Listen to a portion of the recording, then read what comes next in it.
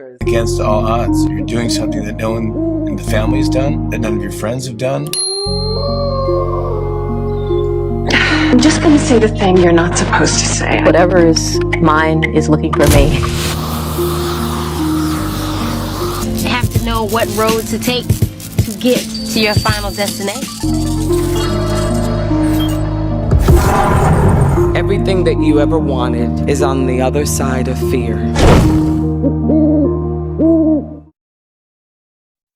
Good evening, everyone. So I decided to do this live because I'm tired. I'm very tired. I'm very tired with YouTube. YouTube been giving me a hard time all month. All month. YouTube been giving me a hard time all month. So I just feel I feel like I'm just drained. So the Heather situation, the reason why it's set up like that is for so many different reasons. Your girl already been going through it. Keep in mind, Heather and Terrell targeted another Black woman content creator. Then on top of that, YouTube been giving me a hard time because I've been using interview clippings. So my Rihanna video is not monetized. My Cheyenne Bryant video is not monetized. None of those videos are monetized. And you know what? That's fine. But when my videos are not getting engaged, like they're not being engaged with, it makes me question, well, what's the point of even posting the content? I'm not getting paid. I'm not getting my average engagement because I'm looking at my metrics and I'm like, this is not even my average. Maybe I should move on and do something else and not waste my time creating on this thing if my average is not into that. And if y'all not into it, then I'm just gonna move on to something else. And then that's another thing. It's like everything is so microwavable now. So it's like I feel like I have anxiety. Like my anxiety is going insane because all of this shit is going on all at the same time. And it's like, I want to talk about this. I want to talk about this. I want to talk about this. I want to talk about this. And it's like, I can't keep up with all of that. I'm not about to keep up with all of that. That's insane. So if I ask you to engage and you're like, well, that's cringy, I'm just about to post the shit to Patreon. Like, why would I put it out here on the interweb when I don't have to? I have a community that really loves me, that pours into me, and they really engage. And so I'm just like, I'll just post it on there because I'm being poured back into. And that's what that's really about. I mean, if I'm already getting beat the fuck down by YouTube and then my community is not pouring back into me, what, like, why that don't no, I'm not about to keep doing that. And that's one thing. If you showed up to the workshop on Saturday during Saturn hour, we did the I don't give a fuck workshop, and girl, that's what all of this was about. So you're like really seeing me in real time practice what I'm preaching, because I'm just like, well, I'm not about to keep pouring into something and it's draining me. Like that just doesn't make any sense, y'all. So it's not really you particularly, other than people not engaging. But it's like maybe I just need to take a break because I just need to get that off my chest. And when have I ever asked y'all to like something? Never. Never. I don't be begging y'all for cash apps. I don't be begging y'all for super chats. I don't be like real stingy like I could. Like I've seen other content creators on this app be like real stingy. Like, oh, you got to pay for this. You got to pay for that. I'm not even like that. I posted my Rihanna video knowing that I wasn't going to get paid for that. Do y'all know how much work that video took? That video took hours. Because I'm not one of them content creators that it just be putting some stuff in the microwave, hit 30 seconds, and then boom, I'm posting a video. Like, girl, that video took hours because I was doing the research. I was going to the coffee shop. I was watching the interviews. I was like breaking everything down. Then I had to create the narrative because I felt like the internet got it right when it came to ASAP Rocky. And I just created the pattern that we've been watching kind of unfold. And I just pieced it all together for the spiritual girlies. Because if you notice, that's the direction that I'm kind of going towards when it comes to the narrations that I'm choosing to put in my content now. So that was one of it. But then I wanted to do another follow-up, right? Because that was the whole energy vampire part. But I also wanted to do a part 2 where we talk about karmic relationships. So thank you, 80. That's so sweet. You two been targeting. I don't understand why all of a sudden I start doing spiritual stuff and then like I'm getting blocked. Because when I was just doing the celebrity gossip stuff where I was just being reactive and super opinionated, I wasn't having any issues. And then the K Michelle video, like a lot of people keep questioning the K Michelle video. What happened? She threatened to sue me. She threatened to sue me. And listen, I talked to the ancestors. I talked to my lawyer and I talked to the ancestors. I got legal advice and I got spiritual advice. So when I asked the ancestors, and I asked them 3 times. I asked them 3 times and I got the same answer and they said no. And I was like, why not? Because my lawyer was like, well, if you chop up the video and you insert, allegedly here, here, here, here, and here, that could work in your favor because you repackaged it. So basically my lawyer was like, if you react to that live stream, that could work. And I was like, cool, I could do that. But then I went to get spiritual advice because I'm like, I got to get the clearance on that, right? Because I am picking up in K Michelle's spirit that she's like very petty. Okay. So I asked them, they were like, no. I was like, damn, why not? They're like, no, no. So it was kind of hard to kind of gauge on why they kept saying no. I kept getting blocked, like, no, no, no. No. And the reason, finally, on the third inquiry, they were like, it's because she has a vindictive spirit. And you don't want to get entangled in that energy.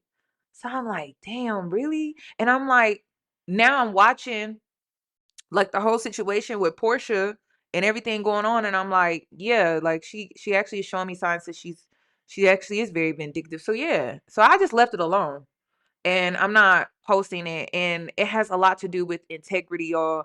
I know it seemed like during this Pluto retrograde, we really seeing how a lot of these people don't be having integrity. Are y'all seeing it? I had to make a list. I started making a list because I was like, I got to keep a list of this because this Pluto in retrograde, and we're supposed to be in this Pluto retrograde in Aquarius until October. And I'm just like, damn, first, Dominique Morgan. I don't know if y'all know who that is. ASAP Rocky. And these are all ego-driven people. These are ego-driven people. This content creator on TikTok, his name is Drake, but he go by Auntie. Heather Sanders. Girl, let me show you see, and that's another thing.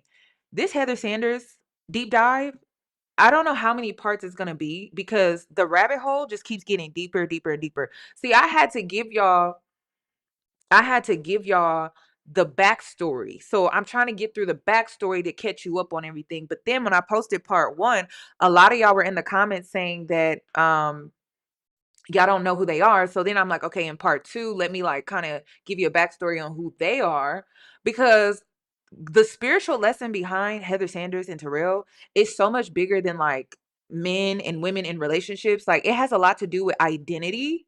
It has a lot to do with identity. And that's the reason why I wanted to touch on the Heather Sanders video. But I got to get through all the mess so we can really get to the spiritual stuff. So that it is a series now. I had to turn it into a series, but just let me show you what I'm talking about because this was crazy. And then this is the crazy thing too. We ain't even got to this. This going to the girls that already watched part 2. We haven't even gotten into this. This will be in part 3. But girl, get this. Terrell got a hair transplant.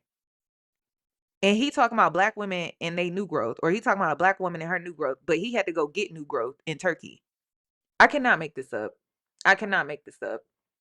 I cannot. This type of stuff I can't make up. This type of stuff I can't make up. I'm like, and then the thing that's killing me about Heather and Terrell is like they keep attacking people's looks.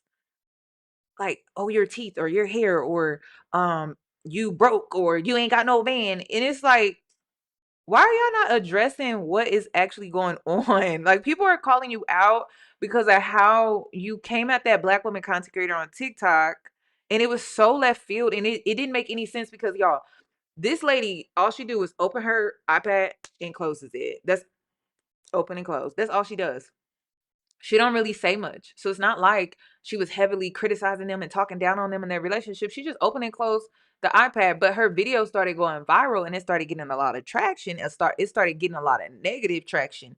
And I think that that's why they targeted her. But the thing that was so weird was Terrell copyrighted like 7 of her videos, then got in her comment section, made fun of her new growth, a man with a hair transplant. Then not only that, decided to upload a video mocking her content creating like style after he had striked all her videos. So like they were being bullies. They were being bullies. And I watched that all go down in real time. And I'm like, I felt so bad for the Tia girl. I slid in her DMs just to see, like, you know, sis, like, I watched that happen. Like, that was really fucked up because, you know, on TikTok, people don't see everything, but I literally saw everything happen in real time. And I felt so bad for her. Like, that girl don't be doing, that girl is like innocent.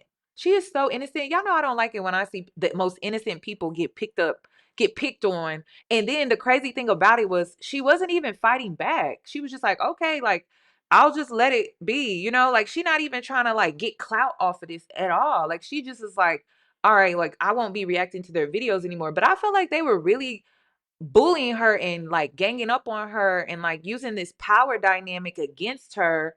And they felt like they had won over on her or something like that. Like they were basically punching down and it was so unnecessary. And it's so crazy because in Pluto retrograde, this is all about power dynamics being exposed. And so that's what was exposed to me when I watched it all happen. I'm like, this is a power dynamic. Y'all basically bullied this girl. And then y'all are trying to clout chase off of bullying her. And then the weird thing about Terrell and Heather, they act like this is still 2010s. This is not the 2010s.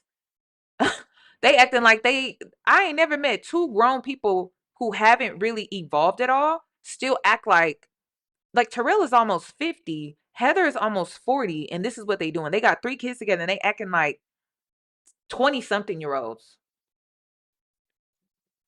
It's a mess. Then not only that, I don't know if y'all been seeing this stuff. I'm trying to pull it up. Hold on. I'm trying to think. Hold on. Let me think here. Cause I got a lot of files on my I got a lot of files on here. I'm trying to think when she was acting crazy. Girl, hold on. Let girl, when I say I got the files, girl, I got the files. Cause I'm trying to figure out, was it this one? Because it's a mess. Hold on. No, that's the backlash. And then Terrell be getting in the comments and be making nasty remarks. He's always attacking women. And then I did research where I'm like, Heather's is attacking the men, and then Terrell attacks the women. I'm like, what y'all got going on over there? Hold on. No. Oh, no, I was cheated 4 times. That's cool. I mean, hold on. No, hey. Oh my God. Oh, wait a minute. no, because she said it depends on her. It's because it's not a TikTok video. Okay, now I know where it is, y'all. I'm sorry. My brain is fried. Okay. You know when you just been editing and your brain get fried? Okay. Oh, girl, you will not believe this. When I tell you this rabbit hole get crazy as hell, this rabbit hole get crazy as hell. For real. Not that one. Oh, this one. But I had already had plans that I was meeting Lil Wayne. You have plans to meet up with Lil Wayne? Say that. Yeah, sorry. I'm drunk. Wow, yeah, you is. So you was going to... This ain't drunk, you know what I'm saying? Do your thing. Shut up. You know what I'm saying? You doing your I took Lil Wayne, bitch. I had hope. Oh, God. No, I was talking to the #1 nigga. But Terrell had the personality, and he made me laugh. He actually talked to me. I was talking to the number one of this shit. I'm telling you. And I didn't. Yeah. I think Heather, listen, this is what's so crazy. Okay, I used to watch Heather back in the day. I used to watch the vlog and stuff like that, and I liked Heather because she gone through a lot of stuff in her life. Like she really has. As far as being a woman, like she struggled with her weight. She struggled with depression. Like I really connected to her back when she used to do vlogs and she used to do Instagram, and she was doing like some workout videos and content and things like that. I don't know what has happened, but it just seems like ever since Terrell has started this Back on Figs podcast, it's just showing a side of her that we never saw in the vlogs. Like it's showing a side of her that we never saw through Instagram reels, TikTok reels, Instagram photos and stuff like that. It's actually ruining her brand. It's ruining her brand, and I don't know if she realizes it. If Terrell wanted to go off and do his own thing, they should have kept that separate. But this is the crazy thing about this is Terrell uses her as eye candy in his live streams. So she's always in the corner. I swear, y'all, I swear. She's always in the corner, and she'll wear like bodycon. Today she's more relaxed or whatever, but she'll wear like bodycon dresses and all of this stuff to try to like basically help him get his views up. This is like a rapper, a up and coming rapper, basement rapper, and his girlfriend, and she's supporting him through it type thing. That's what it kind of gives. And I'm like,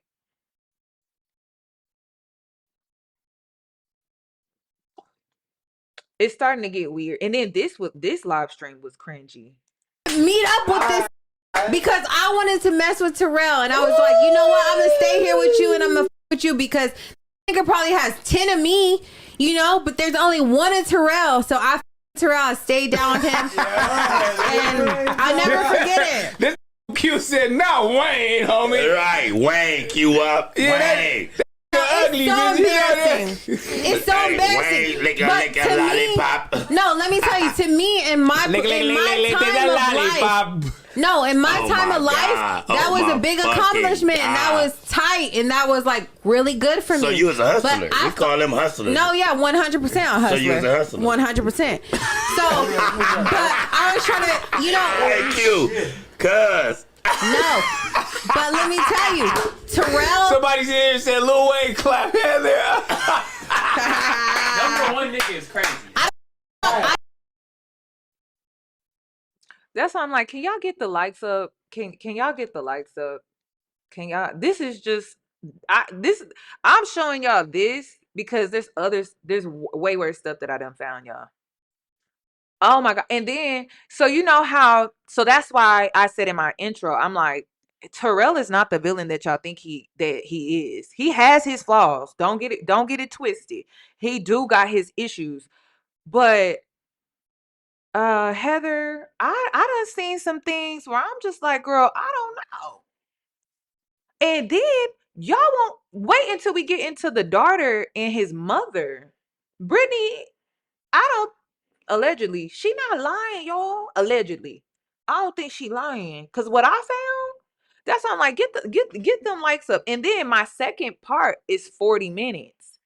That's not no little 10-minute video. That's a 40-minute video because I had to get through a lot of stuff, but I haven't even gotten to all of this. So the girls that already watched part 2, y'all haven't seen this yet. This is probably gonna be in part 3 because girl, the situation was getting worser and worser. And then, you know, I think God be working in mysterious ways because why were all of these videos, they started popping up on my newsfeed on YouTube. I was like, who is, click on that? She said it. So like, they go viral by embarrassing each other. They embarrass each other. First of all, another thing too, I don't know who it was, but somebody said, TikTokers were reacting to the clip where Terrell talks about how his homeboys be sending him photos of girls, basically. That was on Kayla's podcast, right? And people were like, oh, like it says a lot that your friends don't really respect your relationship, right? And so I'm thinking like that's kind of wild to say, but I'm like, I can honestly see where they came up with it. Y'all, when I tell you they do not respect that, they don't like Heather. That's what I gathered. But they don't like Heather. They don't like Heather. Hold on, let me give you another little teaser. They don't like her. So I think they be trying to get him to cheat. And then there was some videos I was coming up on where I'm like, I think they want him to cheat on her. I really do. I think they are like, man, why you won't cheat on her? Go ahead and cheat on her. Like, just do it. Just do it. Let me just finish this because this was crazy. Talk to the best rapper alive. I don't care. Let me tell you this. I could have had my way with any rapper I wanted. I could have had my way with anybody, but I chose Terrell at the end of the day. I chose Terrell. I chose my heart. And this made me laugh. So basically, I was trash. You were trash and you were no. And then, y'all, at the time that I saw this, I did not know Terrell was basically like an assistant to Tyga. He was like a Safari.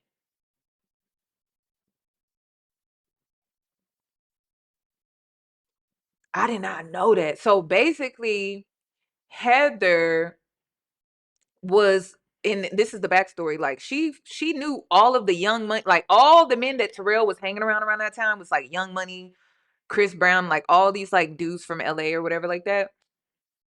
She's 36. I had to look into her age too.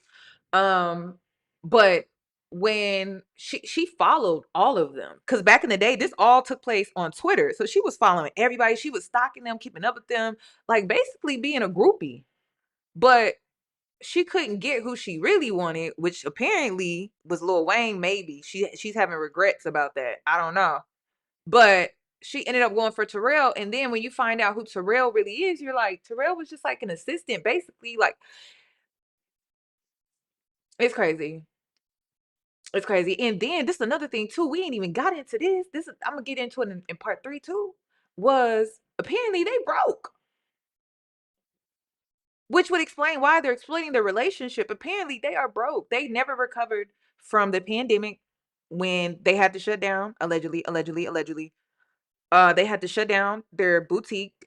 Allegedly, they're broke because the riots in LA, they had a robbery situation that happened, the water damage situation. So I just don't think they ever really fully recovered from that. Okay. Listen, that's what's being alleged, that they are broke. But see, this is the crazy thing about it, right? Adam 22, I think that's his name, Adam 22 from No Jumper.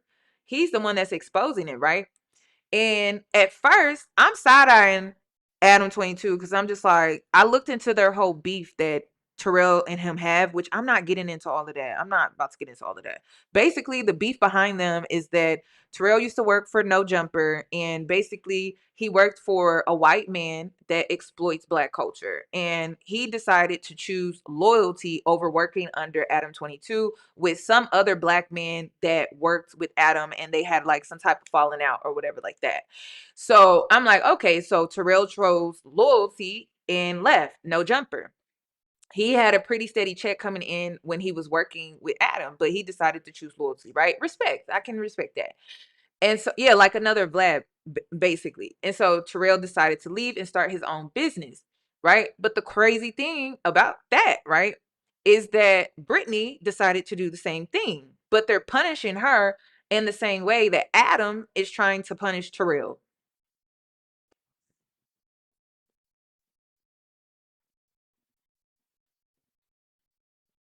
And then Terrell and Heather is exposing Adam 22 and his wife Lena. Everyone keeps saying Lena is the one that makes the money. Lena is the one that makes the money. She the one that really making the money, allegedly, right?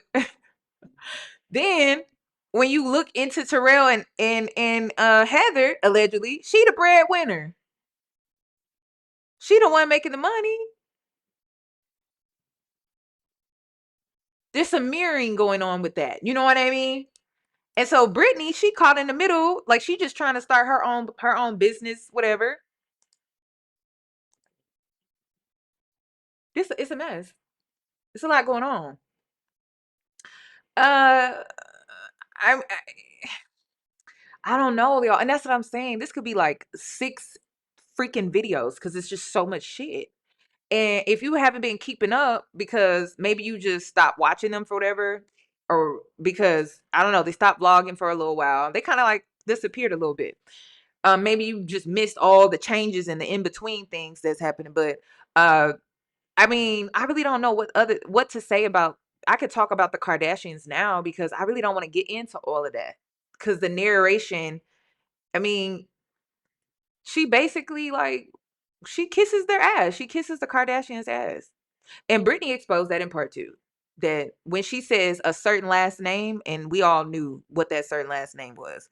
But she posted on TikTok, she posted text messages of Heather talking shit about Kylie to her. Called her a bitch and everything. I said, damn. It's a lot. It's a lot. So yeah, to learn through all of this that Terrell was basically like an errand boy, and he out here calling a black woman, trying to attack black women.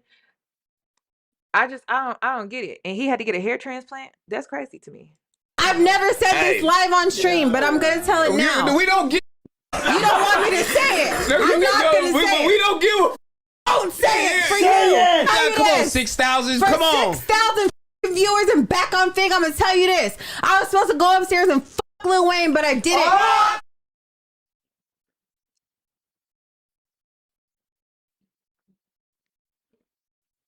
Can y'all get the likes up, please, on that video? I mean,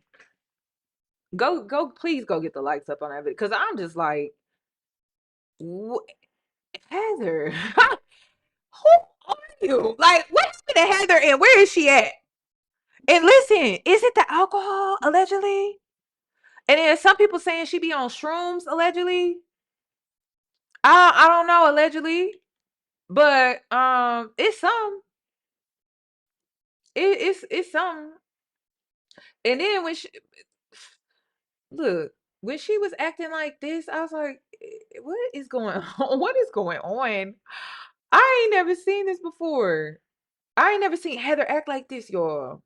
For real. I never seen her act like this. And then I don't know if she called herself like flexing or whatever, but she act like she's stuck in high school or something, but she was like flexing on Brittany. Let's get in here. I'm treating this like our Money for Nails live, which I don't really do anymore, but I think I'm gonna get back to it. I think I am gonna get back to my Money for Nail lives. But So let me give you a backstory. So Brittany, she be on TikTok and she has like this jewelry company, and she got some nice pieces too. Let me get her little promo up in there.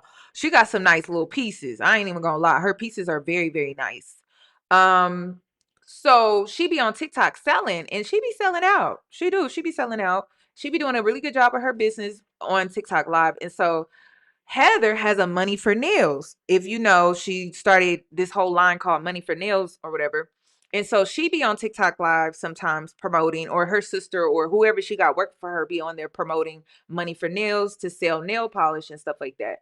And then, so here you got Heather coming across very competitive because now she's turning this whole thing with Brittany, her ex-business partner, who is not they were partners in business before they were ever friends.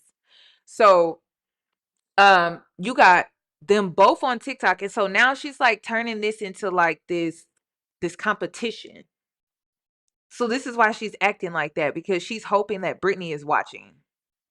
And I'm just like, this is very childish. This is very high schoolish. let's get in here. I'm treating this like our Money for Nails live, which I don't really do anymore, but I think I'm gonna get back to it.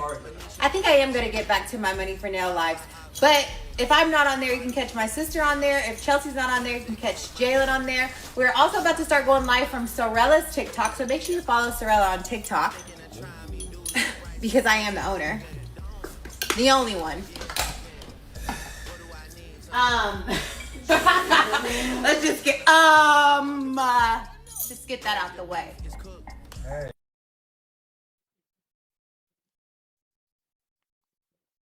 And then this is Terrell's. I'm sorry, y'all. Terrell funny as hell. He is. Like, he got that comedic, just natural vibe. And so if you did, I don't know if you noticed, but you gotta peep him in the background because I was crying.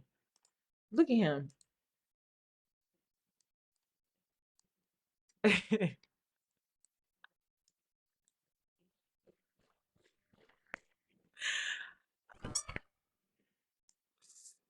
Hold on, look.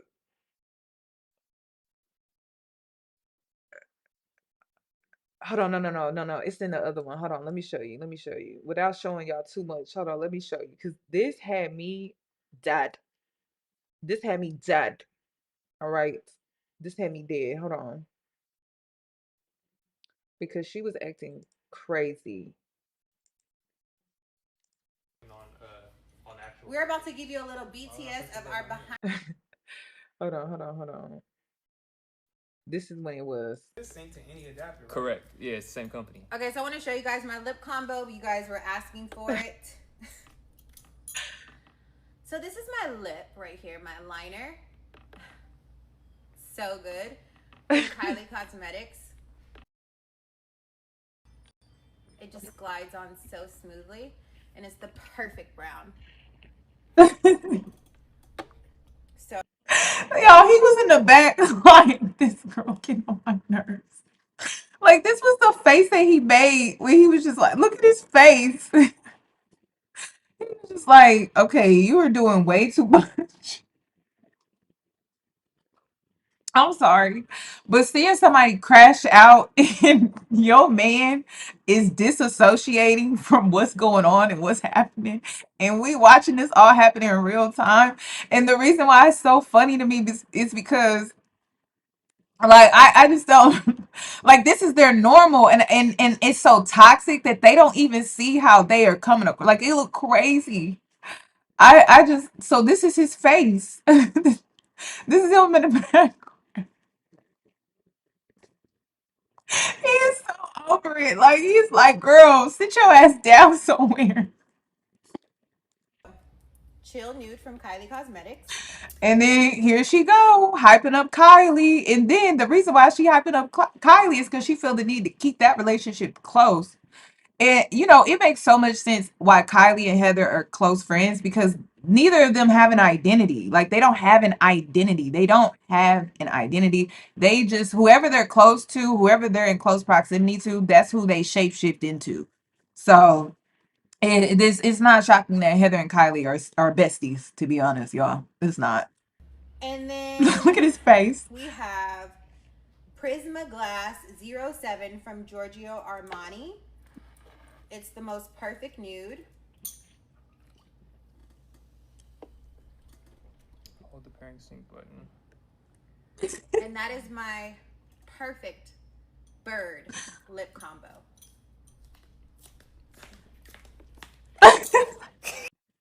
Then she's mad because people keep calling her a bird in the chat, y'all. People online are calling her a bird.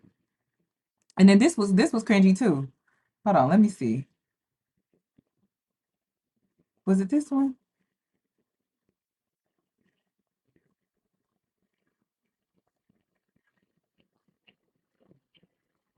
Oh, hold on. Here it is.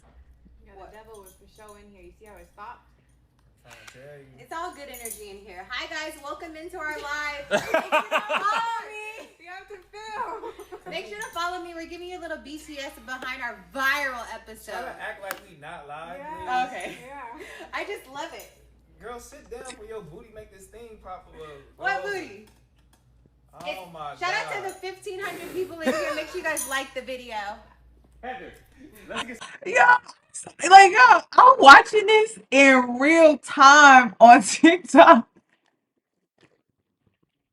I'm watching this in real time. Like, he's so irritated for real. And I'm just like, oh my. And the whole time, if you go according to the viral clip, you like, oh, he's the villain. Like, he's awful. He's horrible. But after you really look into it, you be like, damn, he got to deal with this shit. Gotta act like we not live, please. Okay. Yeah. I just love it. Girl, sit down for your booty. Make this thing pop up. What booty? Oh my God. Shout out to the 1,500 people in here. Make sure you guys like the video. Heather, let's get started, please. Okay, let's start. Yeah, that was a lot. So yeah, that's all. Like, y'all really had to be there. That shit was funny as hell. That shit was hilarious. I was like, this is what Terrell be doing. Then y'all right, TikTok right. None of his friends really like her like that. Let me see if I can find it. None of his friends really like her like that. I came across this other live stream. Listen, my algorithm, it was being messy. It was being messy. And so Brittany ain't allegedly, it don't seem like she lying, because why Terrell's friends saying the same thing? What I need you to do is go get some friends. What you need is some friends. This is late. You don't have no friends, girl. Where's your day ones at? I want to know, where's your day ones? I'm not talking about friends that's the homies' wives. And this video was titled Heather Needs Friends, or where are Heather's friends, or something like that. And I'm like,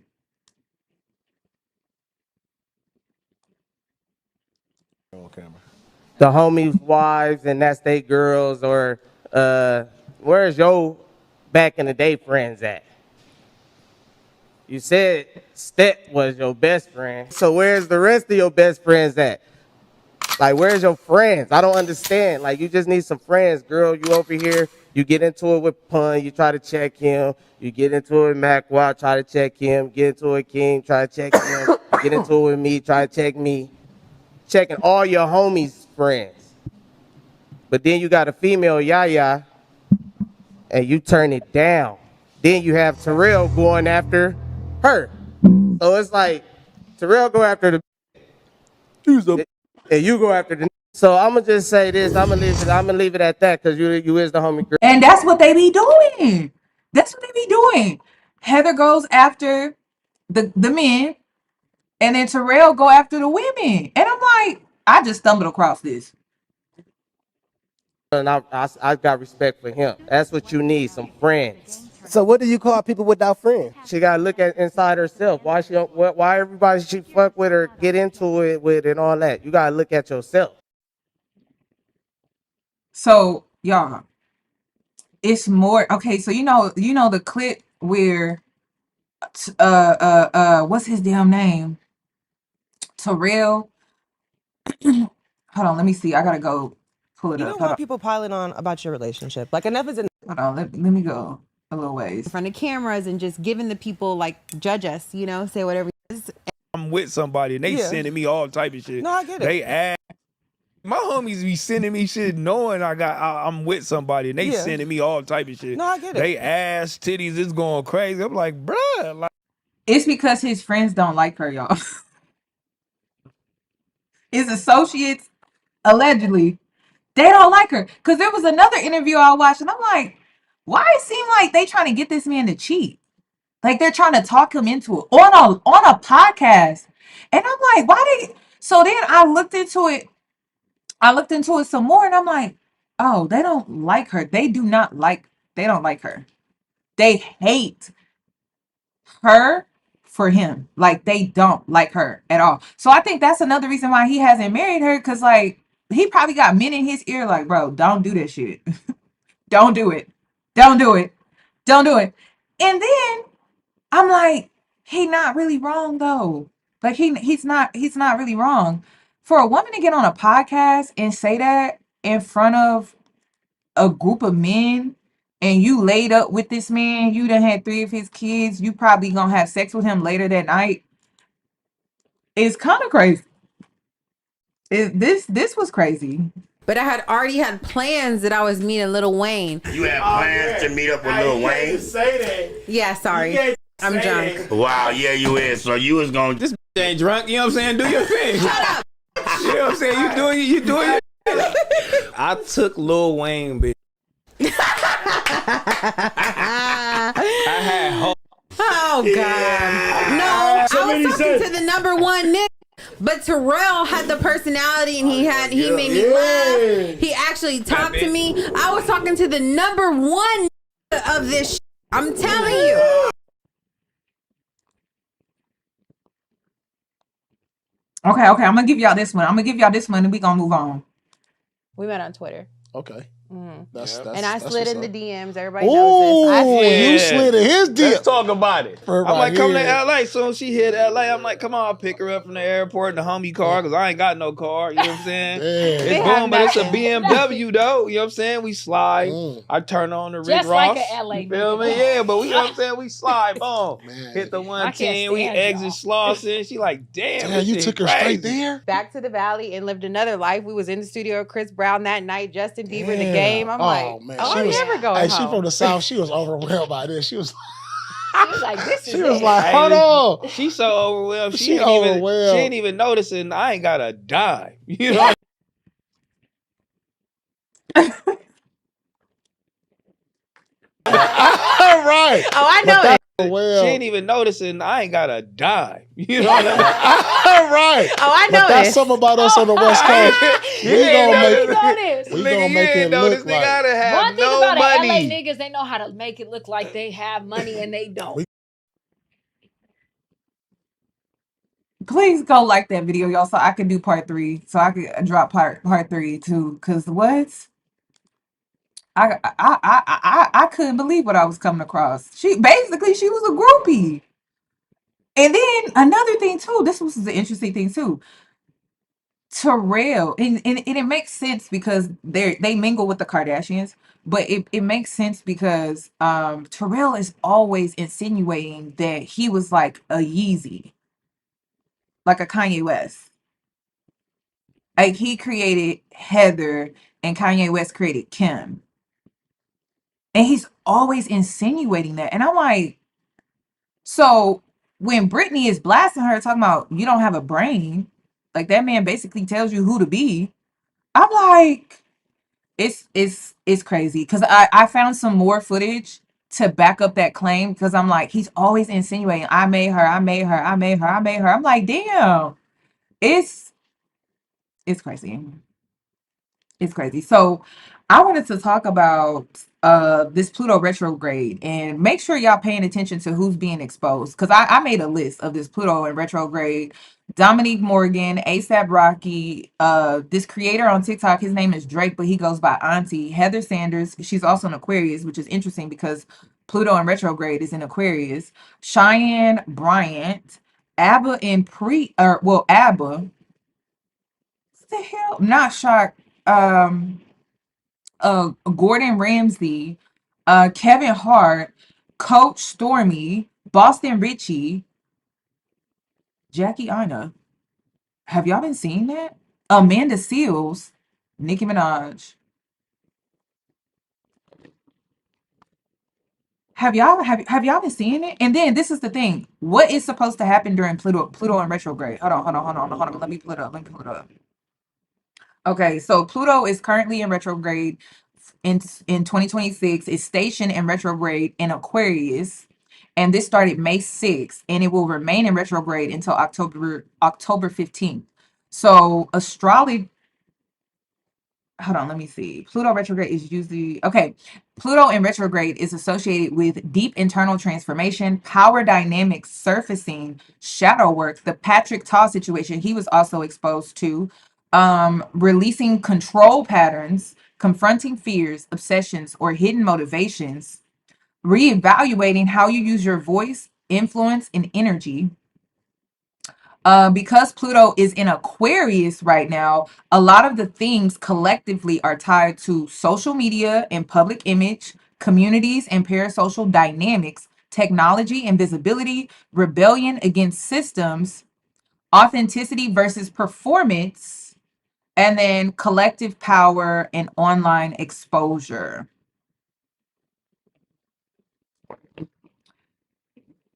Okay, so let's get into the Jackie situation, right? Let's because y'all, I was shocked by Jackie.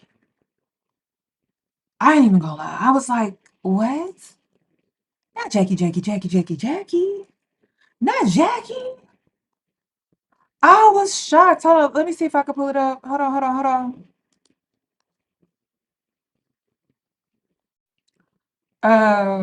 on. Here it is. Sh- she's gonna give you the backstory. Hold on. Let me share because this threw me.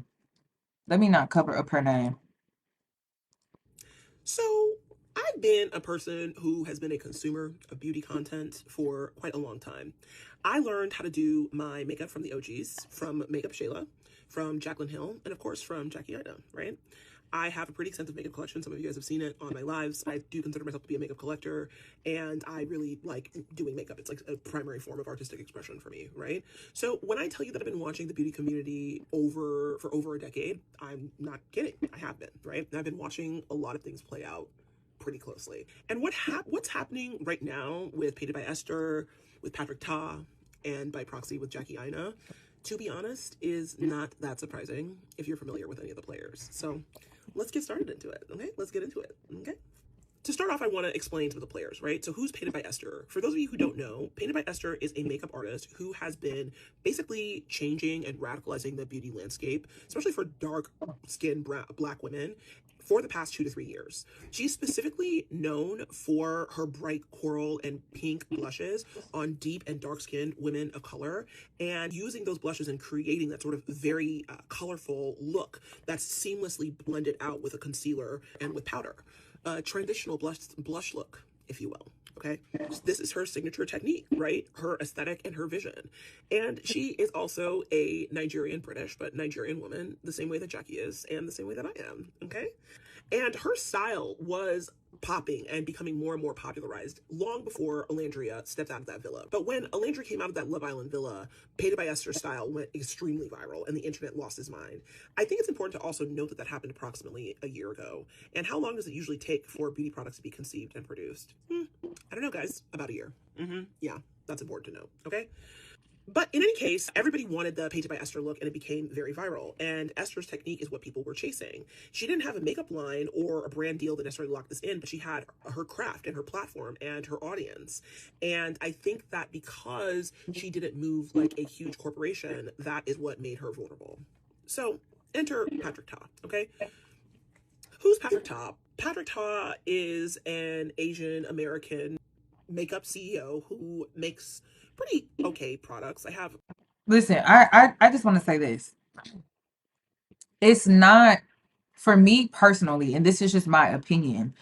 I don't expect for black women to, like, prime example, like an Olandria. I don't expect for black women to base their success off of constantly feeling the need to advocate for us, because it puts us in a state where it puts a lot of stress on one person for a whole group of people. And I feel like that's not fair to place that on one person.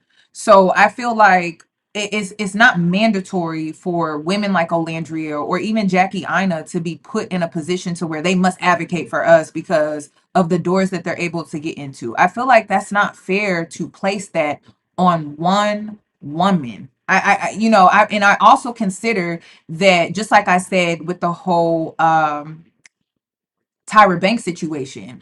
I know that when we do get into those doors, our hands are still tied behind our back. Like, we don't have complete full range on anything because we are still black in that space. So we're black women in that space. So I never want black women to feel like they must advocate for us. And that's the only way we will support them when they're able to get into certain doors. The issue is when they choose to pillar themselves in that way to advocate for us. And one thing that I've noticed is that Jackie is pretty inconsistent. Like, and when I say inconsistent in the ways where she picks and chooses. And it's like either you're against it or you're for it. Like there's no pick and choosing. You have to be consistent. And if you know Patrick Tall took this technique from a black woman and capitalized off of it, then that shows me that by you supporting that, not necessarily the product, but the story behind it, then you're showing inconsistencies with that. And to me, Jackie could have just stayed out of it. But see, she got paid. And see, that's when allegedly, I'm assuming for her to put this all out here like this, I'm alleging that she had to have gotten paid for this post. It was like some type of collaboratory post or whatever like that. And it's very interesting because it goes against her principles, and we'll get into that because she just defended the face card decline girl. And I'm like, okay, if you just defended decline girl in her whole situation, why are you supporting Patrick Tar and you know the backstory of these transitional blushes? It makes no sense. That's the inconsistency for me. And I'm not saying that Jackie needed to advocate for Esther. I'm just saying, like, why are you supporting him?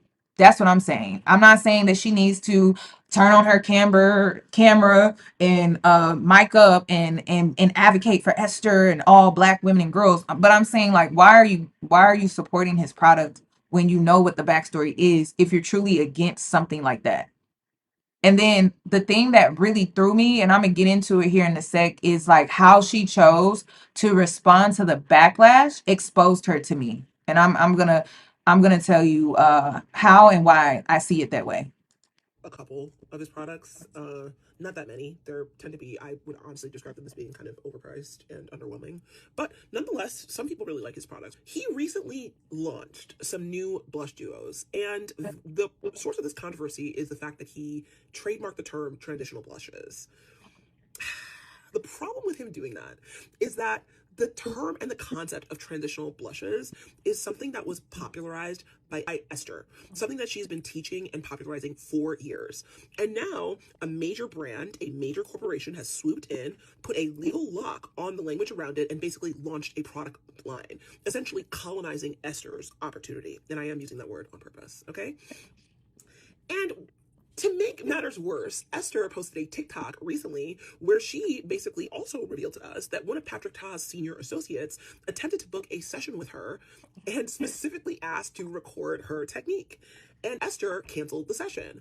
Shortly thereafter, a couple weeks after, Patrick Ta is coming out with a makeup tutorial using techniques that are very, very similar to Esther's techniques. Specifically, Esther recently did a collaboration with Kosas and used a powder puff. And Patrick talks about how his technique requires a powder puff, okay? Which is a tell, Esther says, is a tell because otherwise he would have used a powder puff in his... Why hasn't he launched a powder puff if that's so fundamental to his technique? Since powder puffs are very easy to make. And what this is extraction, right? We'll come into your space, we'll watch how you work, we take what we need, and we'll monetize it for our infrastructure. Basically, Patrick used institutional and structural power to take what a smaller black creator built and lock it behind corporate ownership. And this is not the first time Patrick Ta has moved this way and done this type of thing specifically to... And that's another thing with the whole Jackie situation. It's like, this is not the first time that Patrick Ta has done this. He didn't want to pay. I remember this happened last year. And y'all know I'm not into the whole makeup industry beauty stuff. Like, I could really care less. And this is why, because this is the type of stuff that goes on.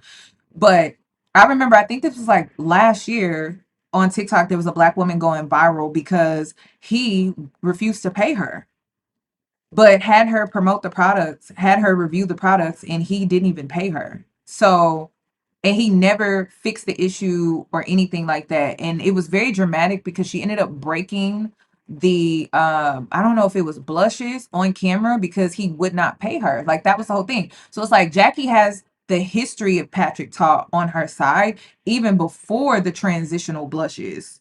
So again, Jackie is showing signs that she picks and chooses when she's against something like this and when she's not. And I feel like that's not right. I'm not saying that she has to advocate, but I am saying that if you stand strongly against something, then you stand strongly against it. You don't pick and choose when you want to be against it and when you don't want to be against it.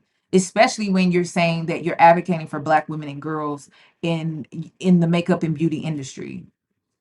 So I don't know. It just, it just came across very disingenuous to me. And she used her power position that she has, and she used it against Black women in that moment to support this man that stole this technique from this Black woman, which is very weird. Black and brown creators. Let's rewind to 2024. There was a creator named Ivana Sunshine who posted a pretty viral video where she was breaking her Patrick Ta products and snapping them and throwing them in the trash. It kind of hurt my spirit to watch because those blushes that she was snapping in half are like $50 a pop, but neither here nor there. Anyway, but the reason why she was doing that is because Patrick Ta refused to pay her for her work and ignored emails for a month. Patrick Ta subsequently posted a tearful apology, basically blaming his finance team. And around the same time, Jules LeBron of Very Demure, Very Mindful fame, who was an Afro-Latina trans woman, at the peak of her virality, used her first episode of her podcast to basically reveal that Patrick Ta flew her to New York to promote a foundation launch and did not pay her, even though other creators who were there did get paid. And what happened after the Ivana Sunshine thing happened is that Gloria George, who basically is Gen Z's version of Jackie Aina in terms of holding brands accountable, had done like a major collaboration with Patrick Ta, but basically distanced herself from the brand as soon as the thing with Ivana Sunshine came out in solidarity. So basically, we have a pattern of behavior here. A brand with a documented history of not paying Black and brown creators and extracting their labor and issuing tearful PR apologies. And now that same brand has trademarked a technique built by a Black Nigerian woman. The through line is not subtle. But unfortunately, enter Jackie. Enter Jackie Aina, okay? Of all times to post a review of Patrick Ta's transition blushes, Jackie Aina decides to post a positive review of Patrick Ta's transition blushes in the middle of this firestorm around Painted by Esther technique being essentially colonized by Patrick Ta's brand, while the receipts are still out and while everybody's still talking about it, okay? And here's the thing, Jackie Aina deserves her flowers, right? She's a trailblazer in the beauty space. She opened doors in the industry for Black women that were closed before she got there. She fought for inclusivity, she fought for shade range, and she used her platform and her voice in ways that have substantially mattered in the beauty space and for Black women in the beauty community. And that can never be taken away from her or minimized in any way, shape, or form. That's it, okay? I have been following Jackie Aina for years, and this type of move does not surprise me. It is consistent with her behavior over the years. And for me, it was this situation where I saw the pattern that I've seen the internet talk so much about when it comes to Jackie. This was the situation. Because I've been giving Jackie passes, trying to be understanding that she is a Black woman and she doesn't owe us anything, right? But this came down to integrity, and this came down to having morals and principles, and she went against that. And that's what I can't get with. I can't get with that. And I can't get with people that are inconsistent. Because if you're truly against something, then you stay against that consistently. You don't pick and choose when you want to be the opposition, and then when you choose to be the opposition, there's no collateral damage. It's safe, or it places you in a position of power, or it places you in a better position strategically. Like that's calculated, and that means that you're not really for Black women and girls. You're more self-serving. And listen, this is the crazy thing about it. She can be like that, but don't position yourself towards us as if you are advocating for us and then you can't even be consistent in it. Like that doesn't make any sense. So this situation, it really exposed Jackie to me because again, like, I've been watching the patterns with her lately, and I kind of fell off from her content. Then I started watching her content, but when I would say within the last few years, I've been seeing the inconsistency, but this really spoke really loud, and it just put a big light over her, and I'm just like, wow. And then when you go back and you think back to all those other times, it's like, damn, did she do the same thing all those other times? But we kept giving her benefit of the doubt. We kept showing her grace. We kept showing her understanding. And now it's like this. No, I'm sorry. Like there's really no workaround when it comes to the situation at all, other than for her to take accountability. And that's the only reason why I'm still following her, is I'm waiting for her to reflect on this situation and take accountability for what she did, because it's not making any sense. And then how she handled it, it was just a bad look, for real.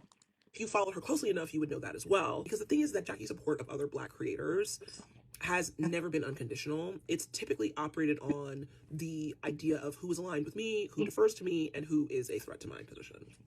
And why do I say this? My personal favorite beauty influencer is Makeup Shayla. And the reason why, one of the reasons why I love Makeup Shayla is, one, she taught me everything I know about how to do makeup. And two, she's my exact foundation shade match. So whatever foundation shade she's using is the one that I buy. So it was actually very useful to have her be my favorite beauty influencer.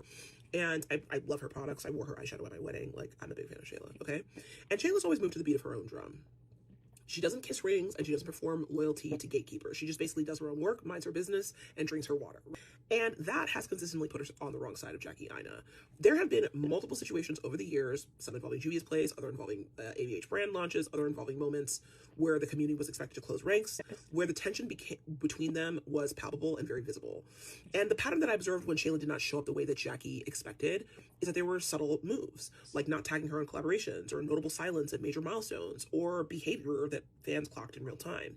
And I've always watched this. I've watched this play out over the years, and the read I've always had is that Jackie struggles when another prominent Black woman is in her space but not deferential to her, especially when that woman has substantial influence. And I think that Painted by Esther not only is another Black woman with substantial influence from a younger generation, because Painted by Esther is like 29 years old, Jackie is around my age, like in her late 30s, right? So her sort of time as a prominent beauty influencer is the sun is starting to set on it. Painted by Esther is sort of a person whose sort of influence is kind of taking the space that Jackie's used to take.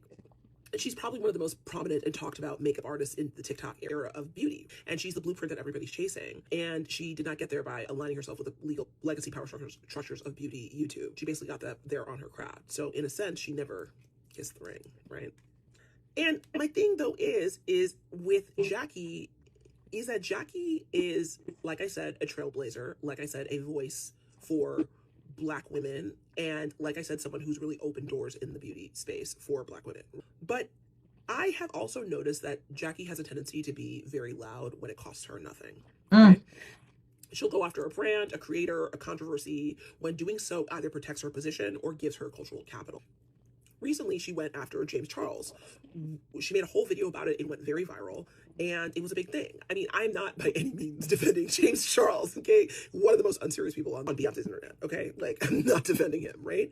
But I am noticing that Jackie is very available to make loud critiques to people who are already down, who are already canceled, who are already losing in the narrative. But when there's actual, like, corporate power or power to seed, when it really matters to put your money where your mouth is, or to make your actions align with your values when there's actually something on the line, she doesn't have the same energy for Patrick Todd. Patrick Todd's brand has a documented history of not paying Black women. And that's what it means to really have integrity, though. That's what it means to really have integrity. And I tell people all the time, like, to have integrity, it comes with labor. Sometimes when you have integrity, it comes with disappointment, because you have to choose integrity over maybe something that you were excited about, something that you were happy about. Maybe it was an opportunity that you wanted to take.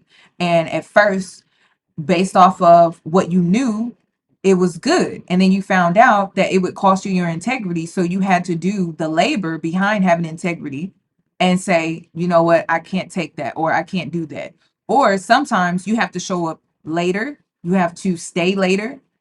You have to show up early, because that's what it takes to truly have integrity. And I'm just noticing that when people say they have it, they really don't, because if they did, they know what it truly comes with. And sometimes it means you can't be lazy. Sometimes that means that you have to do things in order. Sometimes that means you have to include every little detail and not skip over steps just because it's quicker or it's more convenient for you. I noticed that when it comes to people really having integrity, they don't have it. They don't have it. They don't have it. They don't have it. They don't have it. And so again, like, she picks and chooses when it costs her nothing. But if it was to cost her something, if it was to cost her just a little something, she's like, no, I'm not saying nothing. I'm not talking about that. I'm not doing that. And for her to align herself the way that Gloria did, cough, cough, it would actually cost Jackie something. And because of that, Jackie is unwilling to do it. I think when the person being harmed is a Black Nigerian woman doing innovative work that Jackie could have championed, silence feels kind of deafening. The big picture.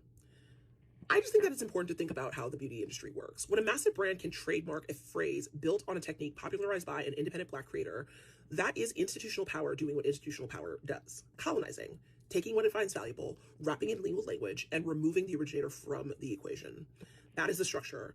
And the people who have the most visibility in these spaces, the people who we think of as trailblazers, sometimes get in those positions by making accommodations with that same structure. That is how they become the face of the Black community. Typically, whenever you see somebody who is like the face of opening doors for the Black community, or is the face of, you know, any sort of activist space, they are that face because they've made a lot of compromises. They've made a lot of compromises in order to get themselves in the rooms and be the person elevated by the community and put on the pedestal in order to be the face of that space. They have been deemed brand safe and it's clear that they make the compromises necessary in order to be in those spaces.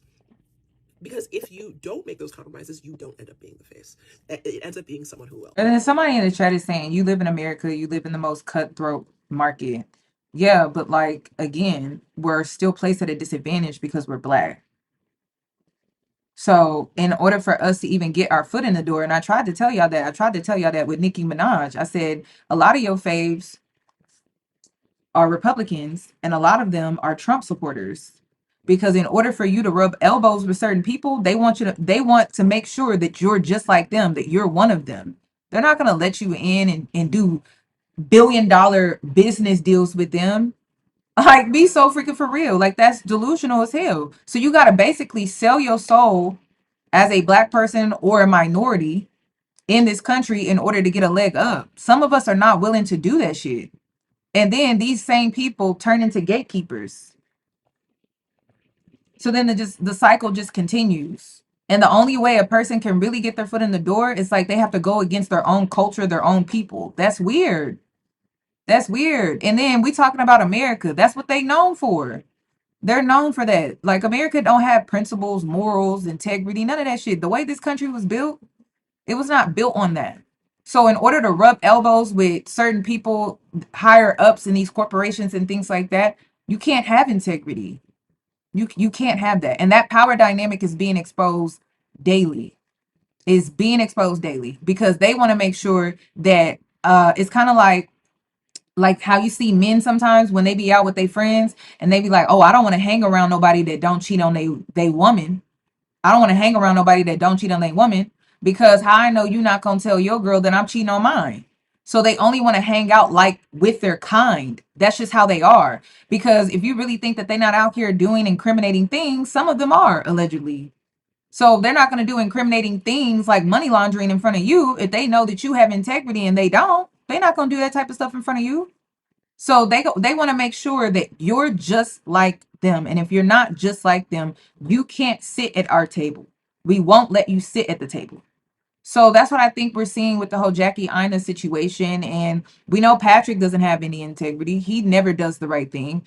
And so it seems like Jackie is aligning herself with Patrick, and you have to consider why. Same thing with Kayla Nicole. She seems to be always aligning herself with some interesting characters and personalities as well. And it just showcases a person's true character. That's all. And at the end of the day, that doesn't erase the work that was done and the doors that were opened, right? But it does also explain the silence. And it's a lesson that I've learned over and over again over the years. Proximity to corporate power changes what people are willing to say out loud. The people with the most to lose from telling the truth are the people who are oftentimes least likely to do it. And for Jackie to get to where she is because she's aligned herself with brands, has been the face of campaigns, and has worked within the institutional beauty ecosystem. And that's not a crime, right? But it is context, and it makes the way that she's moved understandable. And that's the thing. Go follow Painted by Esther. Her technique and her vision and her artistry is what all of this was built on. I think you should support independent creators before the big brands get to them. And I would... It's crazy because I didn't know who this woman was before this whole situation. So I will be following her. I do believe that the things that are being exposed right now when it comes to celebrities and public figures, I think it is mirroring back to us as a collective to why are we putting them on pedestals if they're not even who they say or who they claim to be? Why? Why are they on a pedestal to begin with? The whole reason that they were on that pedestal was we thought that they were this. We thought that they were that. We thought that they were good people, but now we're finding out that they're not. So why are they on the pedestal to begin with? Makes no sense. And then they're gatekeeping the wealth. And that's going to start to bother people. Like, these people they're not who they say they are. We have them on the pedestal. They're gatekeeping the wealth. Like, most regular everyday people are going to stop looking at celebrities and public figures like that. Perhaps make different choices about what blushes to buy. I personally would recommend Danessa Myricks blushes, and I would also recommend, Okay, I just wanted to show y'all that. And then let's get into, let me see if I could find it, because I was kind of shocked by this.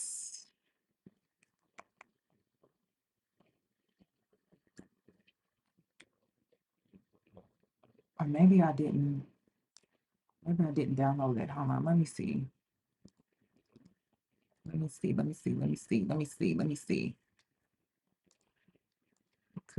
oh, here it is. I think this is the video. This was crazy.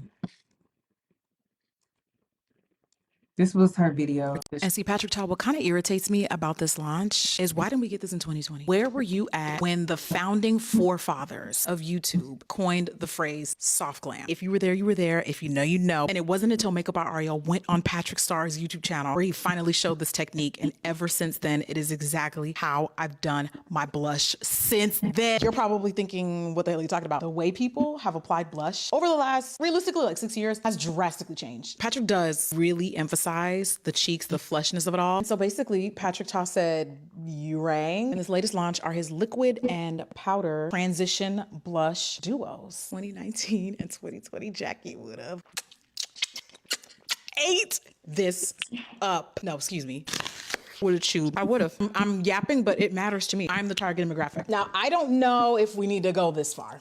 But you know what? I'm gonna try it. This is between us, girl. Is it between us? Because it's looking very loud. The whole point is. Okay, I'm not about to sit through the whole thing, but I just wanted to show y'all that it was very tone deaf. And then she posted this, I think like last week. Elf Cosmetics stole my likeness and stole my brand. Face card never declines. Elf, come into the play. We're talking about you. I actually really hate when brands do this, especially when it's a brand that we know have coined, have budget. I actually reached out to this creator in 2024 because I got a campaign from Lancome, and Lancome was a brand that I had worked with several times before.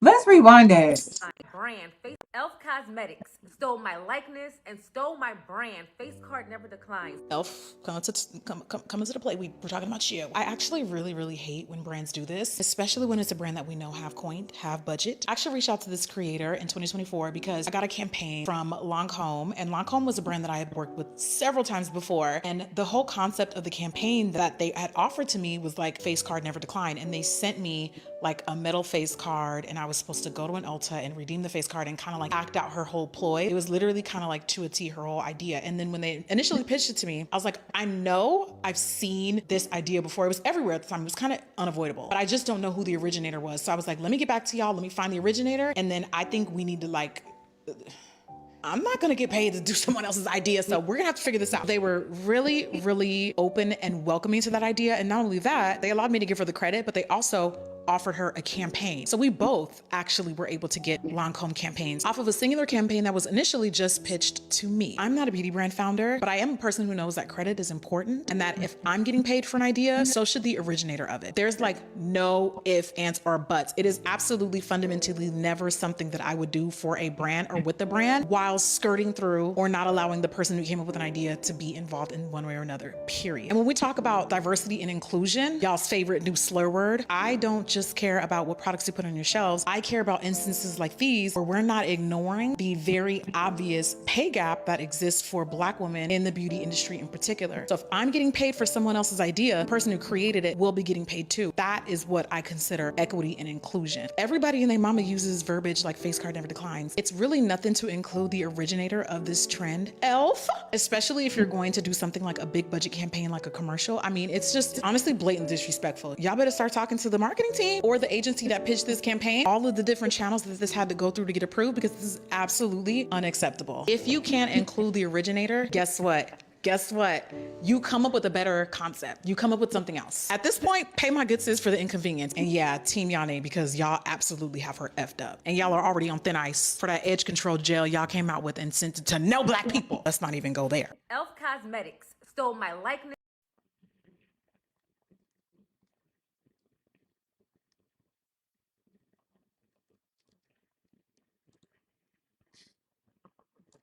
So here's the thing.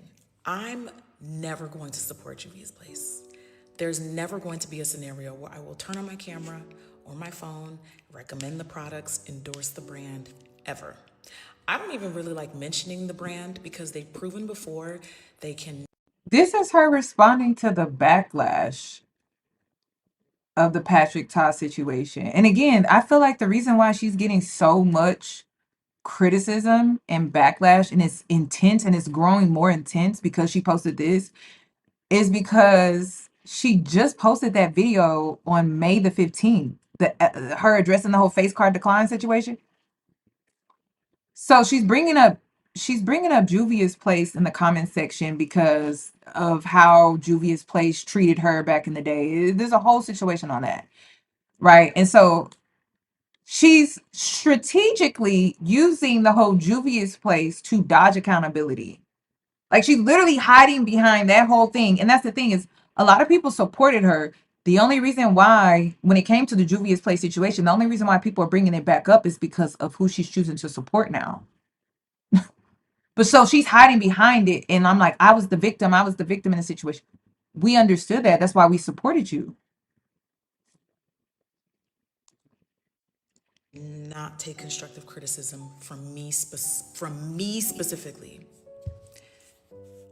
I'm also never going to tell you guys collectively as consumers and as viewers to use or to not use a brand. If you feel a way about Patrick Todd, Patrick's cool, but that's your business. It is not my job to fight his battles, and it never will be. If you guys collectively don't want to support Patrick as a brand, you absolutely have that right. But what I think is extremely ironic and problematic, and you know there's an issue when I get to pointing that finger, you will absolutely not call me a sellout. You will absolutely not call me a hypocrite. You will absolutely not say that I pick and choose while also name dropping Juvia's Place in my comment section. You absolutely not. I will absolutely remind y'all, absolutely not. Because it sounds and looks crazy. Now again, I really don't typically care about what y'all use as consumers. And it's crazy because she's saying Patrick is cool. It's yeah, this is insane. It's crazy for her to say that because of his history. This is not his first time doing this to a black woman. Wow. Like, when I tell you disappointment is what I feel like disappointed. I feel so disappointed. Like, when I saw this girl, I was like so disappointed in her. I'm like, wow, really? Like, this is the high you about to die on? She's about to lose so much support after this because that shit is crazy. That's crazy. The founder said what she said about me, which was absolutely deplorable and disgusting, mind you, in response to a comment that was very professional. If you know, you know. If you were there, you were there. If you weren't there, you probably shouldn't be in this discourse in the first place. And if you're confused, this is in regards to my last video. I don't normally tell people what to do because it's not my place to. But if you're gonna tell me what I should not be using, you for damn sure better keep Juvia's Place out of my comment section. Because the hypocrisy and the irony is very loud. Speaking of pick and choose, it's very loud. Very loud. And I'm not the only person who had an issue with Juvia's Place. But y'all do love them blushes though, don't you? Right. Hey, twin. Yes. Yes, it's the exact same thing. It's the exact same thing. All I'm hearing in my last video is that it's absolutely okay to disrespect me. Somehow I'm supposed to be immune to it. Somehow I'm supposed to look past it and let it go. But you want me to be at the forefront of every crusade for everybody else. Y'all, I keep trying to tell you I am a person and you will treat me accordingly. Regardless of whether you agree or not. It really not up for debate. I really don't care. If I don't support a brand, I'm not going to write for them. And no, I absolutely will not platform a brand that has categorically disrespected a number of different Black women, myself included. When we talk about disrespecting Black women, I'm included in that discourse, period. Is Esther? Girl, yeah, I was so shocked. Like, you can't even, this is the crazy thing about this Pluto in retrograde.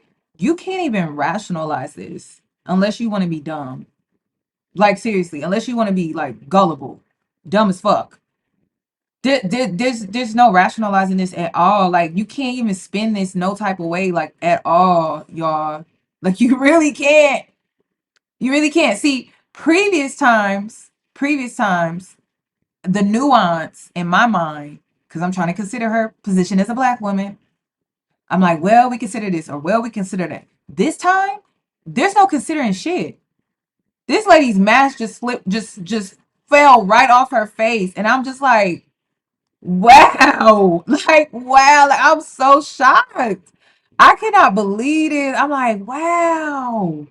Wow, wow, wow, wow, wow, wow. And then hiding behind the very thing that she wants to be the victim of, because in this situation, she's able to deflect and work around accountability, but then she's supporting Patrick Todd.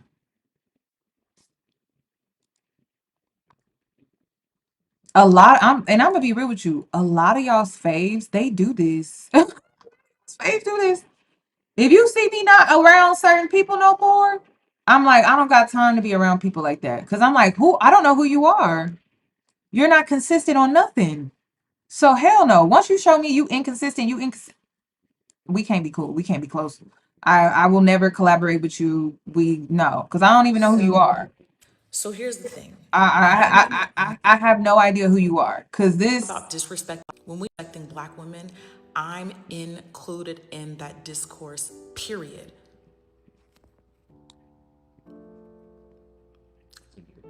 Any other questions? Like, I'm confused on how so many of y'all are confused.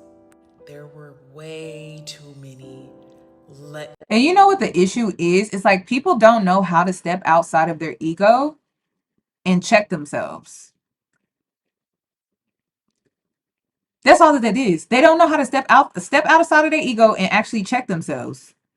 And if you don't know how to do that as a grown ass person, that's the problem. That's the problem. And I mean, like, check yourself when you're gathering your self-awareness. That's what you're doing when you check yourself. You're checking into your self-awareness. Like, wait a minute, let me see. Let me consider, how did I show up?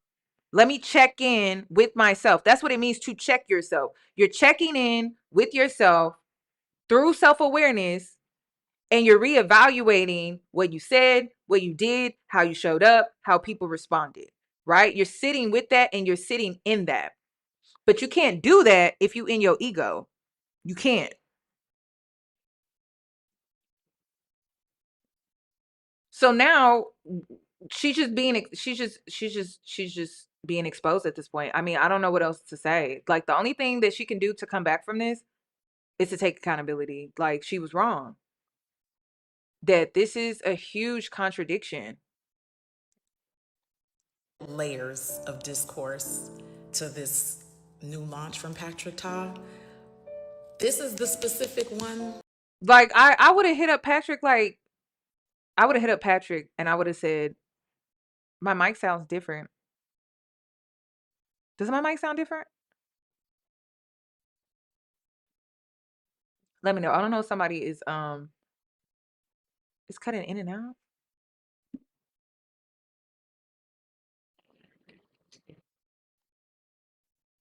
Okay, can y'all hear me now? I don't know what just happened. Is the audio back?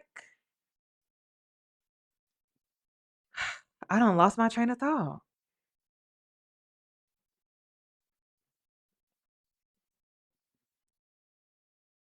Okay. Can y'all hear me? Are we good? Okay. Oh, I got scared there for a sec. Okay. I just lost my train of thought. I don't even know what I was saying. That I have a problem with. I genuinely have a problem with people holding me to a standard that they refuse to hold themselves to. So a lot of y'all need to start looking inward. That starts right now. Actually, it started like maybe a year ago, but no, you. She just gaslit us. Okay. So what about the ones of us that support you that do? We do stand by what we say. Will not come on my page and bark orders at me and demand things of me that a lot of y'all don't even do yourselves. So while y'all continue, I won't be. Good luck. So here's the thing. I'm never going to support Juvia's place. There's never going to be a scenario where I will turn on my camera.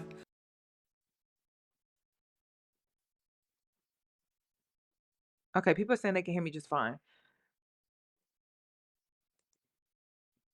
Oh, okay. I said that I would have. Okay, so say this whole scandal happened, right?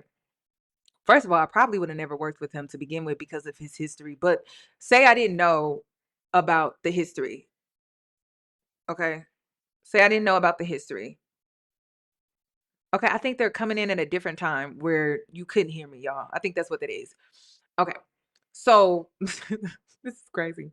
So say I decided to work with Patrick and this whole scandal happened, right? Right before I was supposed to make my post in support of this campaign and this launch. I would have told him that you would need to make this right with Esther before I can publicly support you. Because I'm not about to put my brand on the line. I'm not about to put my integrity on the line. Like, you need to make this right with Esther before I can move forward publicly supporting you with this launch, with this campaign. Very easy, very simple, and yeah, that could have fixed the situation in my opinion. But why didn't Jackie do that? I don't understand. Like, she went so hard over the face decline situation. I don't understand why she didn't do the same thing for this situation, considering the history that it wasn't even just Esther, it was another Black woman before her. So interesting. And interesting. Yeah. So let's talk Patrick Ta. You guys are going to be noticing there is a reason why all of the celebrities whose feet are being held to the fire right now, all of them are either going to be Leos or Aquariuses. And let me tell you why. I'm talking Alex Cooper, Leo, Amanda Batula, Leo, Patrick Ta, Aquarius. Astrologically, this is Pluto in Aquarius doing exactly what Pluto in Aquarius does, exposing the shadow side. So in Patrick Ta's case, this is bigger than a beauty scandal. It is Pluto exposing the shadow behind the brand. Pluto is not cute. It is not PR friendly. It is everything that has been repressed or hidden beside or behind a polished image. And right now, Pluto moving through Aquarius means that the collective is questioning power, influence, community, and social platforms that have all been benefiting from visibility. People are starting to question what has actually been happening behind the scenes and beneath the surface. And because this is happening in the sign of Aquarius, this sort of tension and questioning, this sort of reckoning is going to feel like it's happening for people that exist on the axis of Leo and Aquarius. The audience is now the judge, the jury, and the mirror. Pluto and Aquarius, this energy is no longer passive. So this is anyone that has built a Leo style career off of charisma, beauty, luxury, or personal magnetism. They are now being asked by the collective, okay, did you build this with integrity? What are your morals? What are your values? Are you honoring the collective that gave you this power, that gave you this platform? How do you treat your audience? Do you pay people fairly? What is happening behind the scenes that we are not privy to? Do you confuse admiration with immunity? And this line of questioning is only going to get louder when the nodes move into the signs of Aquarius and Leo. Because North Node in Aquarius is going to pull us further into community, accountability, transparency, and collective ethics. And South Node in Leo, we'll see a mass purging of the celebrity culture, celebrity worship culture. This sort of culture that has perpetuated the idea that being adored means being above consequences or being beyond reproach. The public is no longer worshiping the image without questioning the system behind it. So, buckle up. I think we're about to see some shit go down. So, let's talk Patrick Ta. So, yeah, girl, it's crazy. I also wanted to give my little 2 cents on the Wizard Liz, but I really want to make a separate video. I just can't move fast. Like, I need time to process this shit. There's just so much going on. I want to talk about Wizard Liz too. But damn, people be moving. It's like if you don't talk about it right now in the moment, but it's like I really want to like dig into that a little bit and look into it some more. So, what I will say, if you did not know, let me pull it up because I've just been gathering information. Where is the video at where she talks about trying to find it? Is it this one? I'm trying to find when she was on live. Okay, not that one. That was crazy too, though. This was crazy. The reason that your mom lives in a fucking house. I'm sorry. Hold on. Wait a minute. I'm sorry.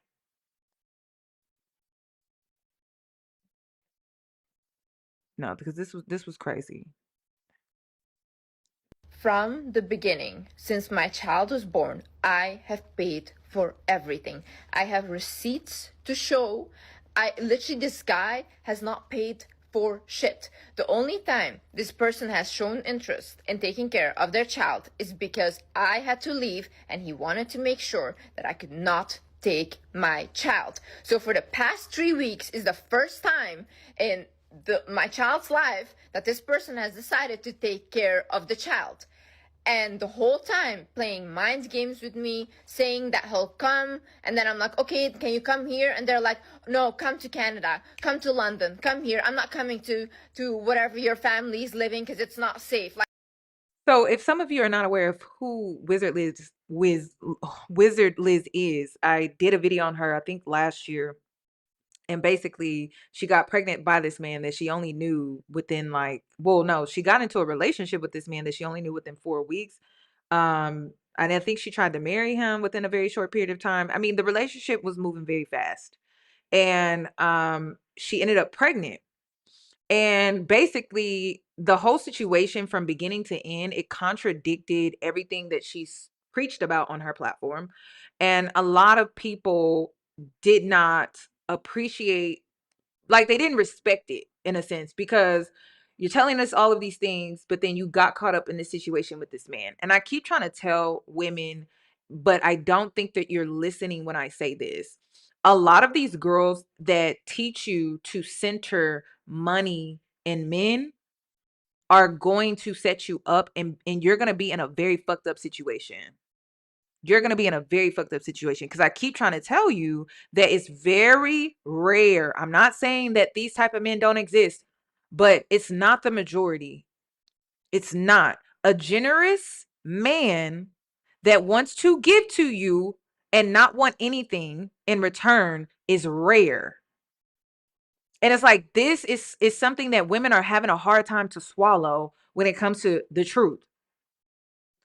You really think that a man just wants to come in and do all of these things for nothing? You have your fantasy and you need to understand, or you need to learn what is his. And see, the fantasy of some men can be so sinister that they want to punish you. And then the interesting thing about the Wizard Liz situation is women, the feminist, let me call them out. And this is why I say I'm not a feminist, because a lot of women that are feminists are emotionally stunted, that you are now feeding into the fact that this woman is punishable. You're no different than these misogynistic men.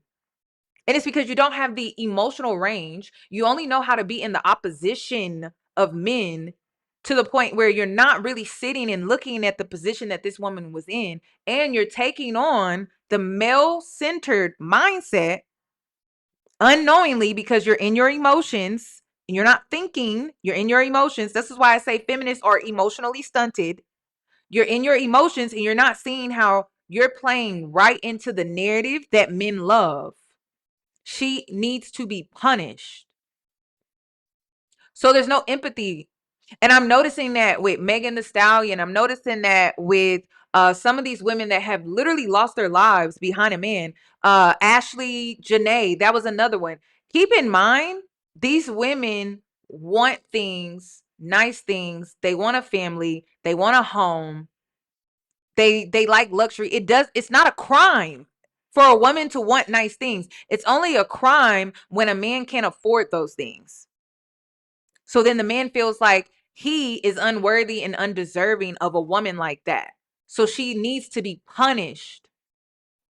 You're feeding into that with your lack of empathy because you're emotionally stunted in this loop with misogyny, with misogynistic men that you only go back and forth with them. You're not really doing any real inner work because you mirror them at times and you don't even realize it. You don't see it. You don't even see it. And this is why I said I can be I can be a divine feminist. I can be a divine feminine. I can be for feminism, but I can't be a feminist because it keeps you in that loop of constantly being in the opposition of the misogynist, and that's it. You're not really doing any real work. There's no healing that is truly taking place. You're only in that loop of opposition where you're fighting the men constantly.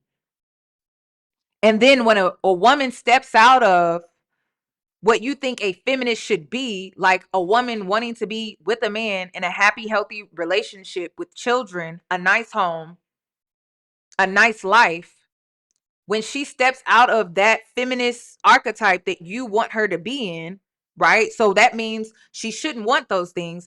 And when the man does her wrong, you want to punish her.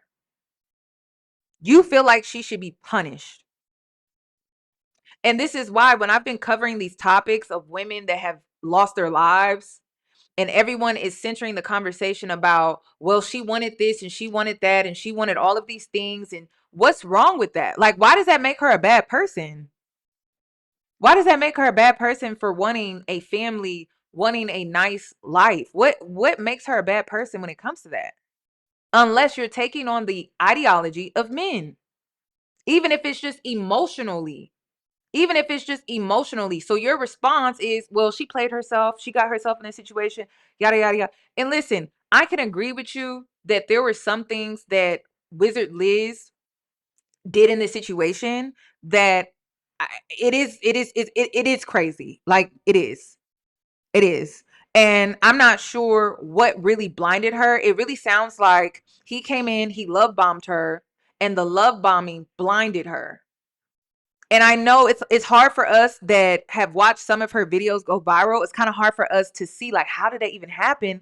Because of the things that she talks about in her videos. Like, how does she get so blinded by this Landon character love bombing her? But again, if you don't do the inner work and truly work on your insecurities, because Liz talks about how she grew up, she didn't have much. So maybe he came in and he fed into all of that, probably studying her online, probably watching her videos, probably studying her content and things like that. He came in and he played the perfect character. He showed up in a way to where he knew what she was looking for and he played that role. So I just don't understand. And then I think the reason why, and I get this, I'm considering this as well, because Liz went against the ex that warned her about Landon. So I get that. I get that. I get that. I get that. I get that. But it still doesn't make her punishable to me though. Because the man is the one that caused all of this. Like, what was his real reason for entering into her life? It really seems like he plotted from the very beginning. Like he came in to destroy her and her life. And it's sounding like it's really turning into like this sick, twisted thing where he studied her and he was jealous of her, wanted to become more like her. And so he came into her life to literally destroy her. It's very weird. It's very, very weird. It's very weird. And again, I don't know what Landon was, I don't know the story and how he was telling her. I understand that, you know, she was helping Landon sue the ex. I don't know what Landon told her to want to do something like that. We don't know. We don't know. We don't know. But I mean, you online, and I said this. I said, you online are being manipulated by Landon. So what makes me think that she wasn't manipulated as well? Clearly, he's good at what he does if he can come online and manipulate her own fans against her. And I've seen him do that. And I talked about that in my last live stream when I talked about Wizard Liz. So if he could come online and manipulate a whole group of women, what the hell was he doing to Liz to the point where she was okay with suing his ex and paying for it? There can be there's a lot that can be learned about this situation, and I don't feel like it's simple, and I don't feel like it's easy, but I do find it very weird that when these situations occur, women feel like the woman must be punished. And it's just for wanting nice things, for wanting a family, for wanting to live a luxury lifestyle. I'm not understanding that at all. I'm not. I'm not. But if a man can come online and manipulate her own fan base against her, she didn't stand a chance. Period. She didn't stand a chance at all. So God knows what he was showing her. God knows what he was doing behind the scenes to manipulate Liz to go against this woman that she don't even know like that. And we've seen it happen time and time and time and time and time again. And I think the safest thing to say, and it does put you in a weird position, right? Because you're in this relationship with this man. You know him to be this way. And then you have this woman that's saying all of these things about him. It's like it really puts you in a weird place. And you don't know what to choose. You don't know if you should trust this woman that you really don't know like that, or trust the version of this man who he has shown you to be, right? So he hasn't really shown you anything based off of what this lady is saying. So it's like, what do you do in a situation like that? It puts a woman in a very hard place as far as a choice. So it's weird. I don't know, but I think we need to be careful about the tone that we use when we speak on women that find themselves in situations like this. This is a nightmare. Like this is my biggest nightmare, because I really think, I mean, think about it. We have to consider the context of the situation. This man most likely studied her. And I never watched Wizard Liz. She had a lot of content. She would go super viral at times. I don't know what all did she show before he came into her life. And this is why I'm always telling you, be careful, because men are studying you. Like you can, like that's one of my biggest fears. And I've had men approach me and saying, "Oh, you're Yoni. You're ooh, let me buy you a drink." I don't know them. I always have to worry about that. But this is the life that I chose. But I always have to worry about that. I always have to move smart. Do you realize there's people out here that know almost everything about you and you never even met them yet? I remember years ago, I met this guy that was following this woman online. She was very successful, highly accomplished, a multi-millionaire. And one day this guy shows me this woman's page and he tells me, I'm gonna get her. He's telling me all this stuff about how much money she's made, where she lives and how big her house is. And just going on and on about all the materialistic things that she has. At the time, I didn't think much of it because I didn't know this woman personally. So I honestly didn't care. Fast forward like 6 months later and I see him again. And this time, time, he's with the woman that he was showing me, and now they in a serious relationship. And the wildest part was she told me that they met randomly and they instantly connected. She said she knew nothing about him and he knew nothing about her. Meanwhile, this dude already been watching this woman for months, but she doesn't even know this. He been studying her. He knew what she liked, the lifestyle that she responded to, what impressed her, and he knew what kind of man that she was looking for. And I remember him telling me the reasons that he liked her. It had nothing to do with her personality, her character. It was strictly her money, success, lifestyle, and visibility. And this woman eventually gave this man unlimited access to everything, her personal accounts, all her finances, and everything started going downhill from there. Now, why am I saying this story? Because social media has made people far more observable than people realize. People think they just posting photos, vacations, accomplishments, luxury purchases, relationship problems, emotional captions, routines, and business success. But what they're really doing is building a psychological profile of themselves in public. Now people know where you go, your emotional patterns, your standards, your routine, even your vulnerabilities before they shake your hand. This conversation is usually only framed around wealthy men being targeted by gold diggers. But successful women need just as much discernment today because they're targeted too. Because there are absolutely people out here that will approach you strategically once they see the money, the success, the visibility, and the opportunity that's attached to your name. The scary part is sometimes the person that's being studied, they think the meeting was just a random coincidence. Meanwhile, the other person been planning this approach for months. And I'm not saying this to say that you should be paranoid or that you shouldn't trust people, but I am saying this to say that privacy matters, your discernment matters, and your boundaries absolutely matters. Because in today's world, a lot of people aren't watching you because they admire you. They're watching you to study you so they can eventually take advantage of you. And I kind of pointed that out in my Rihanna video because even A$AP Rocky, right? He had Rihanna in the friend zone. They were like friends. They were in that friend zone for years. He studied her. That's why you got to be careful about when you give a man access. And yes, you have to consider what access are you giving men through social media. You cannot think that you could just post stuff. People are weird. Social media is not what it used to be a few years ago. Like seriously. So when you give a man access in a friendship, you have to consider what that is, right? And what he's studying and learning about you in that space and in that friendship. And then you also got to consider what access are you giving men on a public platform when it comes to your life. Because again, they can study you and play the perfect character and the perfect role. And I think that was the situation with the wizard Liz. So why is she punishable for that? Like, that's crazy to me. And I get it. You know, it does. It looks crazy for her to help Landon sue the ex. But again, I literally watched this man in real time last year manipulate her fan base against her. He was the victim, and y'all started to drag Liz to field. I watched that in real time last year. So if he can manipulate her audience against her, she did not stand a chance when it came to the ex that spoke out, warning her about Landon. She didn't stand a chance. So I said that last year, and I stand by that. It really sounds like she's dealing with a crazy man. Always like racist, always microaggressions. And mind you guys, this guy has played a whole character for a whole year.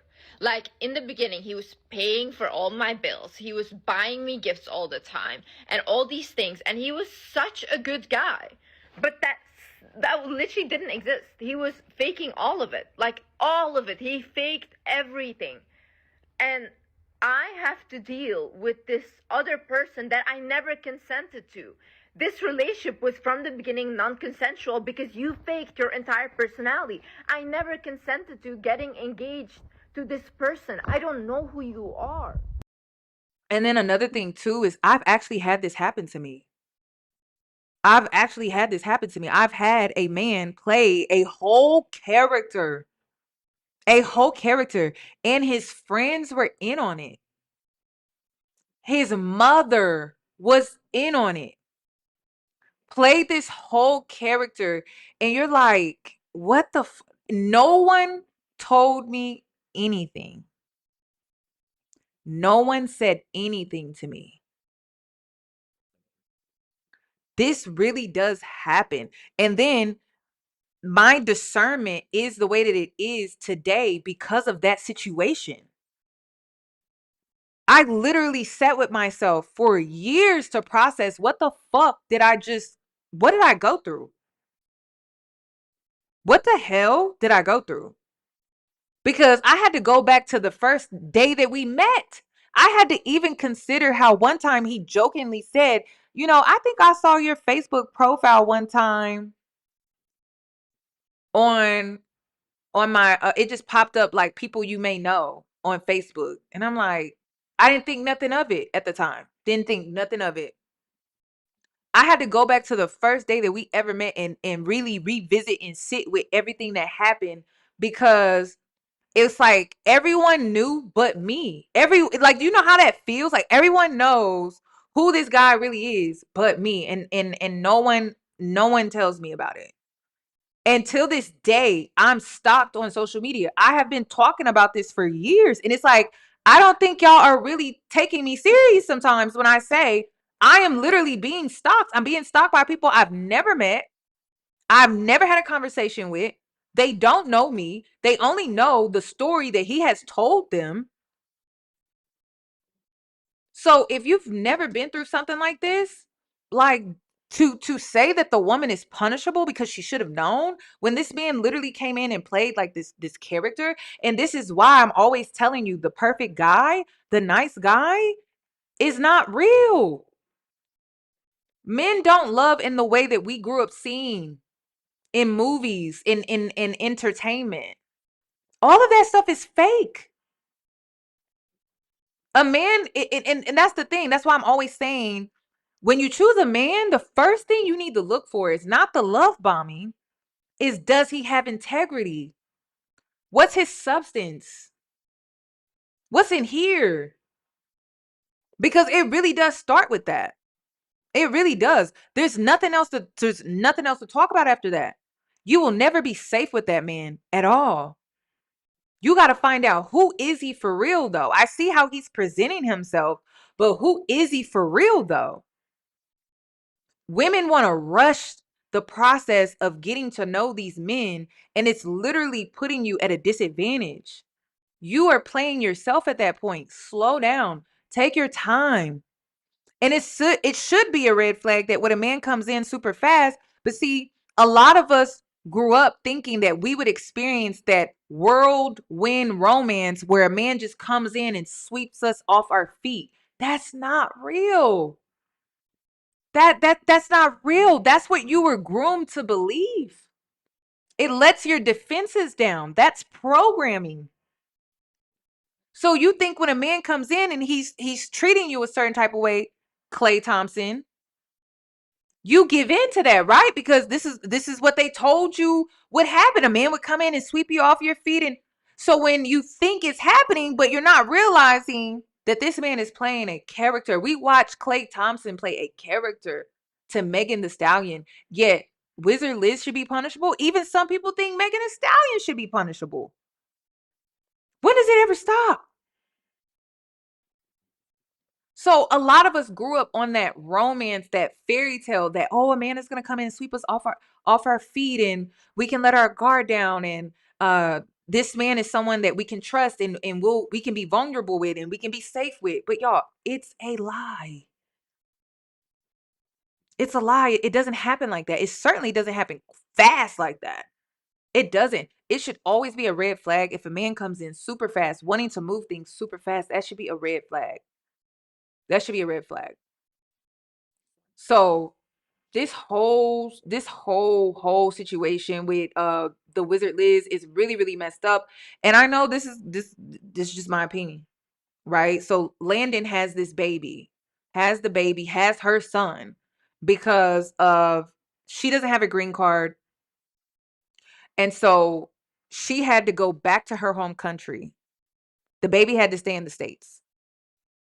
She birthed a boy.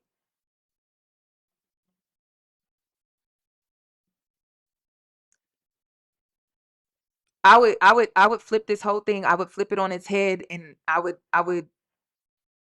let him keep the baby. If it was a girl, I would feel completely different, but I would let him keep the baby.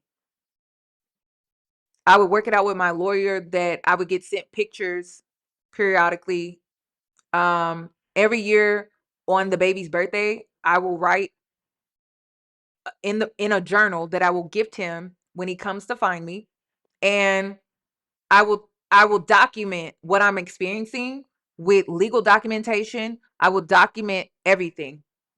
And one day when my son comes and he finds me, he'll have a box, and everything that he wants to know about me, his father, will be in that box. And I will wash my hands with this. For real.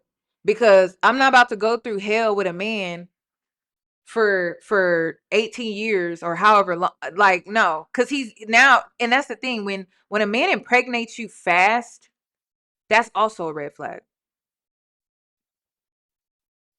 That's a major red flag.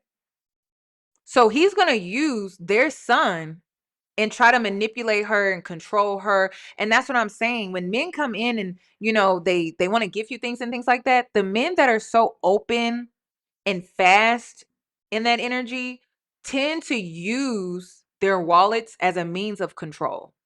I've told you on several occasions that I have had men literally throw their wallet at me, give me their wallet, and then I later found out that they were married. I later found out that they're married. They gave me their wallet because if they gave me the wallet, they could control my silence, right? They can control me, or they can buy my silence, right? So when a man is throwing his money at you and throwing his wallet at you, like, that should be a red flag. That should not be like, oh my God, like, this is no. That should be a red flag. Because men who are throwing their wallets, they're buying you for something. That's how they look at it. And they believe, and you'll hear them say it, they believe that every woman can be bought. You just got to know her price. And when you can be bought like that, understand what you're really signing up for when you can be bought like that. Cause you're not getting that shit for free. Like, you're not.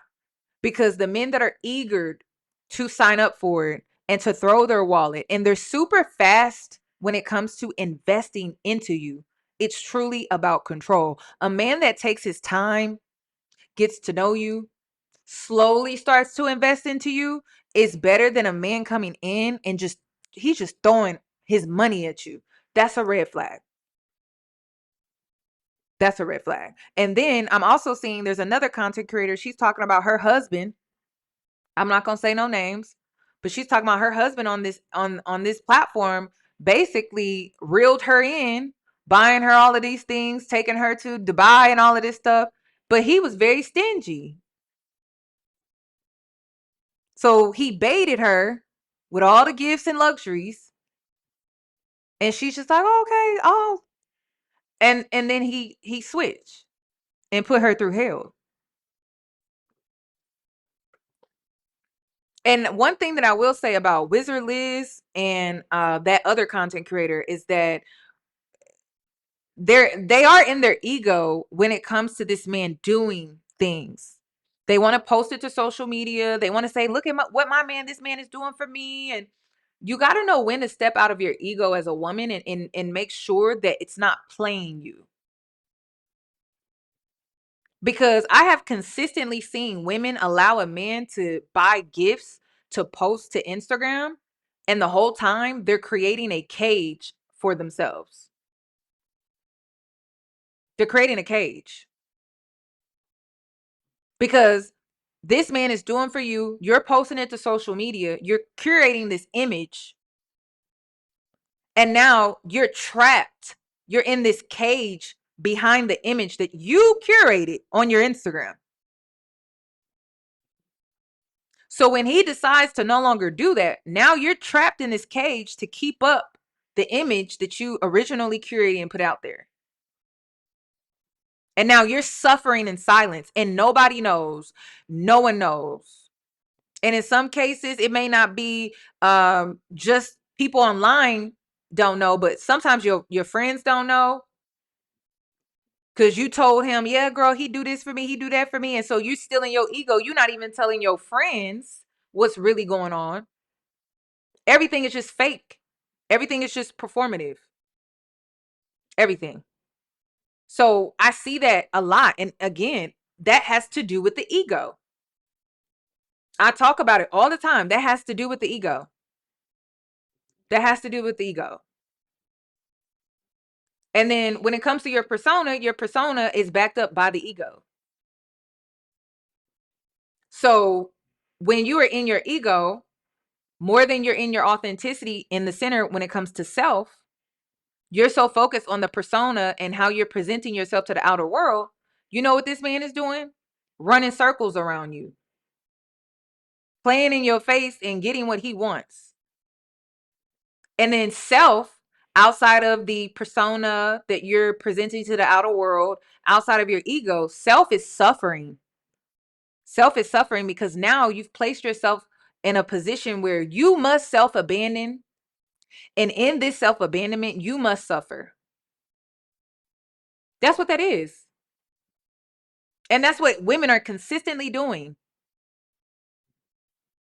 Every single time. All because of ego and this persona. You care so much about what people think online. You care so much what people think about your relationship. You care so much about what people have to say about your relationship to where you're willing to fake it, self-abandon, and present this curated image on social media. And then you are now caged in that, suffering in silence, and nobody knows. And then you come out with videos on social media talking about what really happened behind the Instagram photos. That's all we're seeing constantly on these social media platforms. It's just women now wanting to come out and say what was really going on in their marriage and or their relationship behind the scenes. And again, stop doing that, y'all. And I really think that it's because women are so attached to this fantasy and having it and using it as a means of competition that you're allowing men to play in your face. Because they know they can read you. They can read you. They can see how, oh, okay, so you want to use this perfect curated image on social media as a means to compete with other women. I'm going to use that against you. I'm going to use it against you.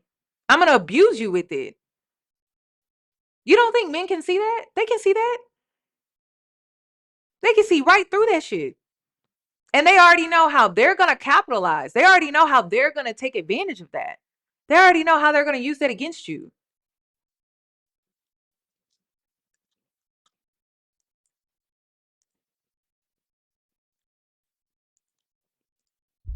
I want to be left alone. Listen, when I talk about feminists, I'm talking about modern feminists. That's what I'm talking about. Modern. I'm not talking about the history of women. I'm not. I'm not. There are a lot of women that are very lost, and they throw around the feminist term. They throw around I'm a girl's girl, and they throw around I'm a part of a tribe, or they throw around that I'm part of the sisterhood, and it's fake. I'm talking about the modern feminist woman. I'm not talking about women in history. I'm rarely ever talking about them, to be honest with you. There are a lot of karmic feminines running around pretending and performing. Feminist is just another label that they use to hide and perform. That's it. But they're not really girls. They don't really support women like that. They're not for women's empowerment. They don't have integrity. They just use labels. That's it. And they expect for people to buy into them and not question their behavior, their inconsistencies. And then they don't have any emotional regulation, emotional stability. They tend to be at war with themselves. They don't know who they are. All they know how to do is compete with women, look for or seek male validation. They even seek male validation through being a feminist in hopes to get misogynistic men, the worst men that you could even think of, to care. Men like that don't care. But they constantly want to put themselves in the position to be the opposition to misogyny and misogynists, and try to get them to care or change their minds or to change their ideologies. You're wasting your time with that. You're literally wasting your time with that. Those men don't care. They don't give a fuck. They want it their way and that's it. So you constantly putting yourself in survival mode to be in opposition to the misogynist is a waste of time. Any woman with emotional intelligence wouldn't do that. A woman like that wouldn't constantly keep putting herself in survival mode to play that opposition with men like misogyny, the misogynist.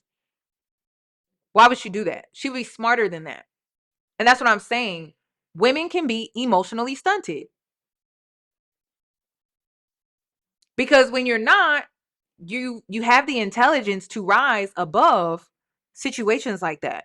Like, why are you putting yourself in survival mode? Why are you choosing survival mode every day to go up against the misogynist? Why? You can rise above that. And you know how you can rise above that? By not dealing with them, by ignoring them, by not sleeping with them, by not participating in casual sex. You can end this shit overnight if you really wanted to. But you're so emotionally stunted that the only thing that you want to do is be in the opposition role and constantly put yourself in survival mode, and nothing changes. And then men literally, when I say men, I'm talking about the misogynists, they don't feel the need to change nothing because they know that you're going to fold. They know that you're going to go back on what you originally said. And we see that a lot with women. With the modern feminists, women in history that were feminists, they never went back on what they said. If they did, we wouldn't have the rights that we have today. But modern women are constantly going back on what the fuck they said. Like, what happened to 4B? Oh, wait. That took discipline. These men ain't taking y'all serious. That's why I said I can't call myself a modern feminist, because men ain't taking modern feminists serious at all. At all. At all. Because you don't practice what you preach. And they know that you're going to fold. So why do they have to change if they know that you're going to fold? That you're going to give in? I wouldn't change. I wouldn't move on my stance. If as women, if we knew, if men looked at us and we were in the power position where we knew that they weren't gonna stand on nothing, would we move at all? Would we change at all? Hell no. So why would they? The modern feminist is lazy. The modern activist is lazy. The modern activist doesn't want to do anything but sit up on social media and just spew rage at other people and think that they're doing something. That's not doing anything. In history, those women were proactive. They made cultural shifts daily. We can't even stop having 3 baby. What is it? I think what did Lotto say? She got 5 kids or so. Listen, she the 3rd baby mama. We can't even get rid of the 3rd baby mama. We can't even do that. So the men are not taking you serious. And if you're a woman and you truly are trying to elevate past that, and you can't do it collectively with women, because the majority is not really ready for that, because it requires discipline. It requires boundaries. It requires not to give in to these fantasies that men sell women, or that the system sells women, that you have to look beyond that. I got women coming to me asking me about kids and dating. And I'm just thinking to myself, like, are y'all looking outside? Are y'all watching the world? You're asking me about kids? You asking me about dating? There was a woman that was stabbed in broad daylight on her lunch break in Atlanta. I'm fucking terrified. I told you about how I was almost robbed. I think it's been a month now. Like, I still have PTSD from that. I literally pass men now in public, and I'm just like, I hope they don't talk to me, and I hope they leave me alone, because I'm literally unsure of who's who. Will this man harm me or not? I don't know. I have no idea. I try to be like that delusional, whimsical girl where it's like, oh, not me. Like, I'm just gonna live my life and pretend like these things are not happening around me. I can't pretend anymore. When that man tried to rob me, that shit woke me the fuck up. And then I was so scared because, again, he kept holding up this bag, and I kept reading stories about women getting stabbed to death. And you're asking me about dating? That's like, what? And then the reason why it's scary is because these men they don't take care of themselves mentally. Like, we live in a system that does not support men when it comes to mental health. We live in a system that doesn't support men when it comes to their emotional well-being, teaching them how to emotionally regulate. So I literally feel like being in close proximity to them is a danger to me. Like, that's where I'm at with this. It literally is a danger to me. So when women are saying, like, talk about dating, it's very tone deaf. Like, it seriously is tone deaf. I would be terrified to be on a dating app right now, because with everything going on in the world, with the economy, people not making as much money as they were, and I know how men get when they're not where they want to be financially. They become very mean. And then on top of that, we live in a system that doesn't teach them or prioritize for them to learn how to emotionally regulate, take care of their mental health. So we just out here, and I don't think women understand this, but it's like, we're really out here like playing Russian roulette with these men. And you're asking me about dating? It's crazy. I'm like, please stop asking me about that. Please. Then not only that, you have men out here faking my charts.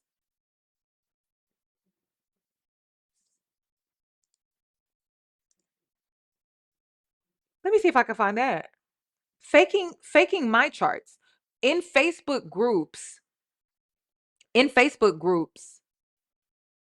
Trying to see, and this is the thing with the whole Wizard Liz, back to Wizard Liz, right?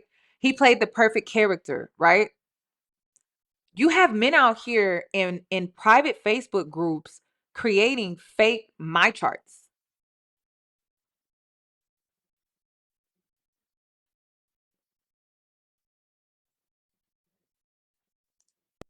Let me tell y'all, niggas out here are nasty as fuck. They literally passing out fake test results. A nigga literally sent me this.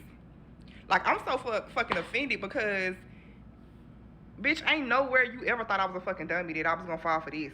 Didn't it make me feel like you never even got tested? Because how you don't know that HIV would say non-reactive and Yes, y'all. They are in these private Facebook groups, and it's the type of groups where you can fake a resume, you can fake a degree. Like, they're these private Facebook groups where you can get certain documentations and it will look like the real thing.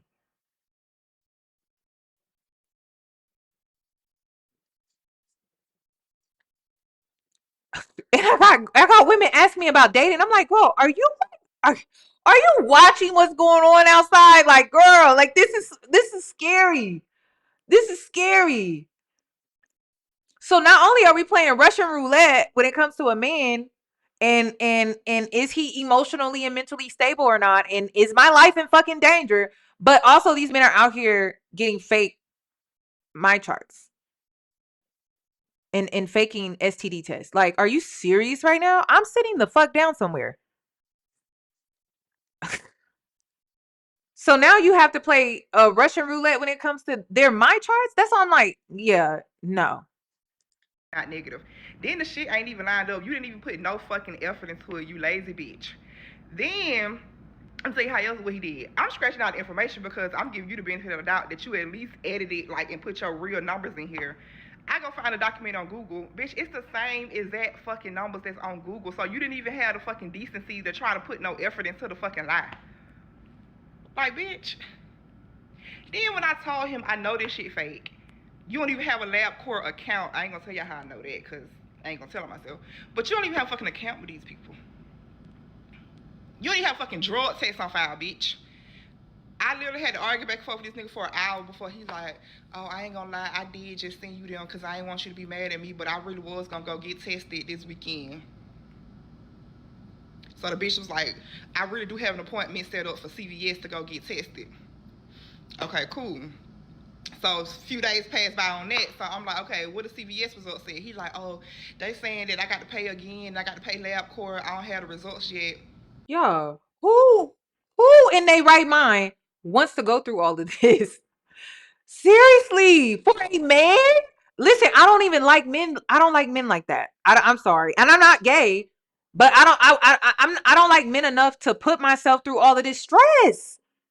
And then you get them, right? You get them, then you still gotta be worried. You still gotta be concerned. Like, no, I'm good, y'all. I like my peace. You're looking at a woman that really likes her fucking peace. I don't want the shit disturbed. I don't. I sleep so good at night. Do you not understand when I get in between them sheets, I be moisturized. I be smelling good. I be feeling good. I want that to continue. I don't want to be crying in my pillow, stressing. I'm not dealing with that. So no, I don't have time for that. And maybe you haven't been put through enough shit by men, but I have. I'm done. I'm done. I'm not dealing with the shit. I don't even like them that much. It's not worth it. It's not worth the stress. This is ridiculous. This is ridiculous. And you know what the common denominator is? They don't want women to have consent. That's all that it comes down to. They don't want us to have consent on anything, especially when it comes to our own bodies. So if the only way that I can guarantee my consent is to not deal with them at all, then that's what I'm choosing. Because I don't get to consent if my body gets potentially exposed to STDs. Obviously, they don't want me to have that type of consent. By law, I don't have consent when it comes to my body if I get pregnant. Then men come in and they play this perfect character and they present themselves to be something that they're really not. So I don't even get a consent on who the fuck I'm letting in my life. I'm sitting the fuck down. Why are you not sitting down? That's how bad it is. Like, it's not even like I'm making this type of stuff up. Like, this shit is really happening. Then here in Harris County, Houston, Texas, it's 1 in every 3rd person.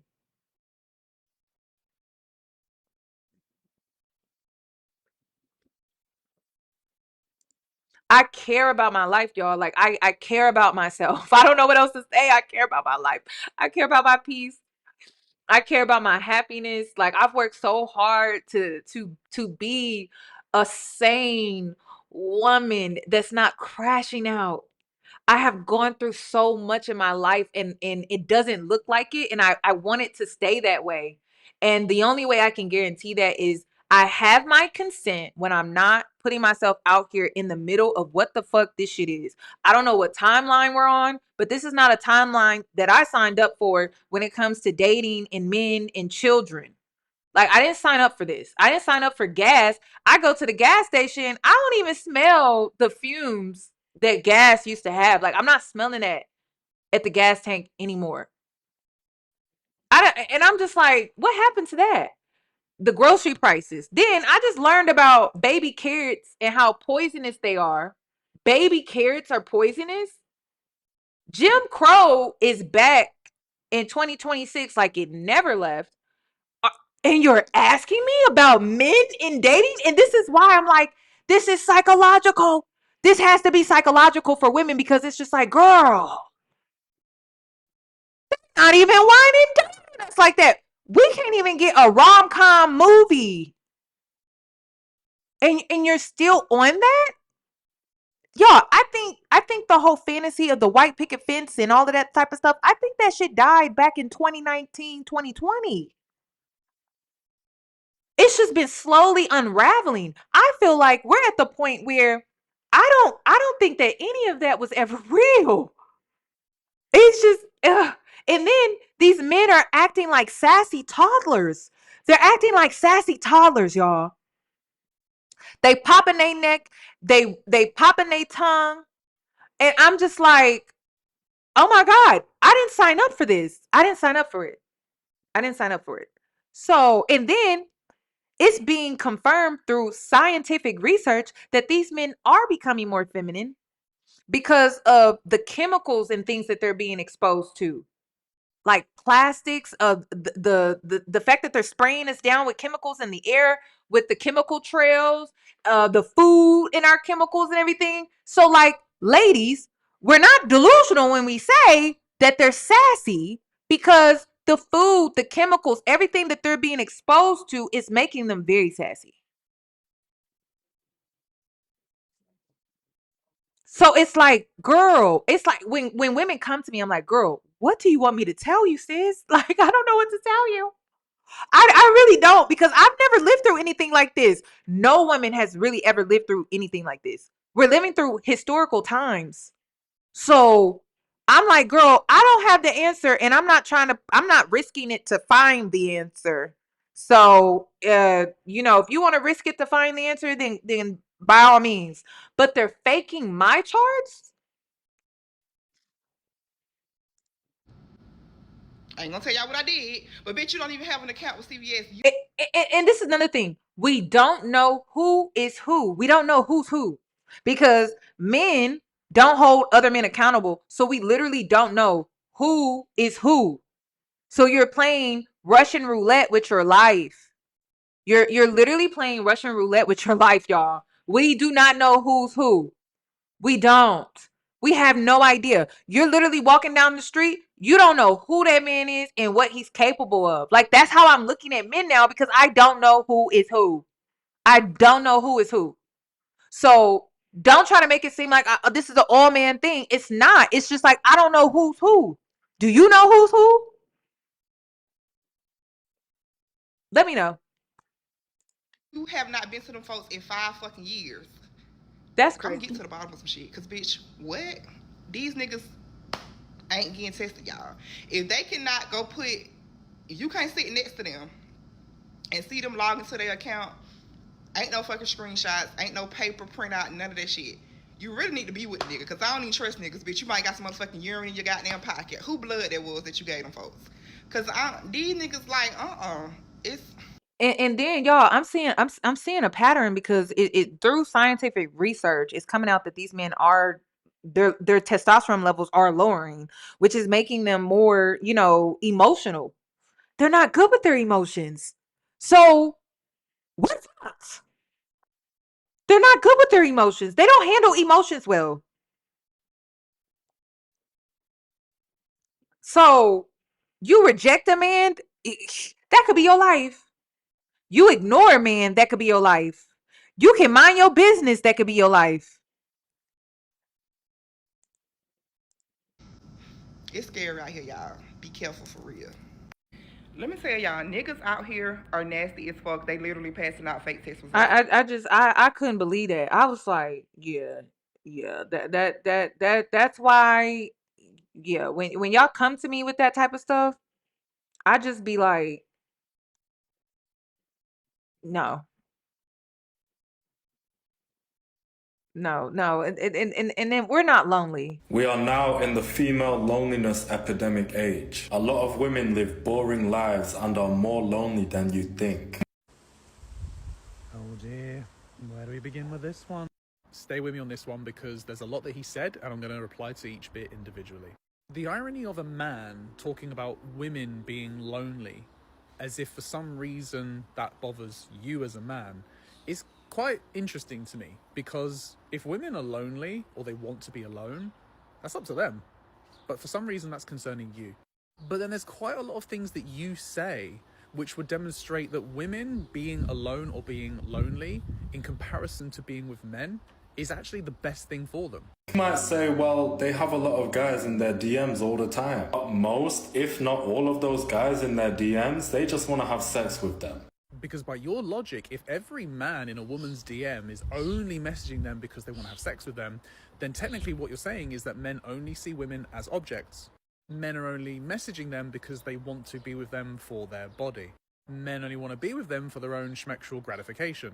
I can't imagine why women are not jumping at the chance of all these men in their DMs just wanting to have schmex with them, and women thinking, this is great, this is everything I ever wanted from a man. I think, well, they tell the girls that they want to marry them and do this and do that. But guys will say anything just to get a bit of coochie, man. Oh, I see. So even when men are saying to these women what they really want from them, you're telling us and the women that everything men are saying is a lie because they just want one thing.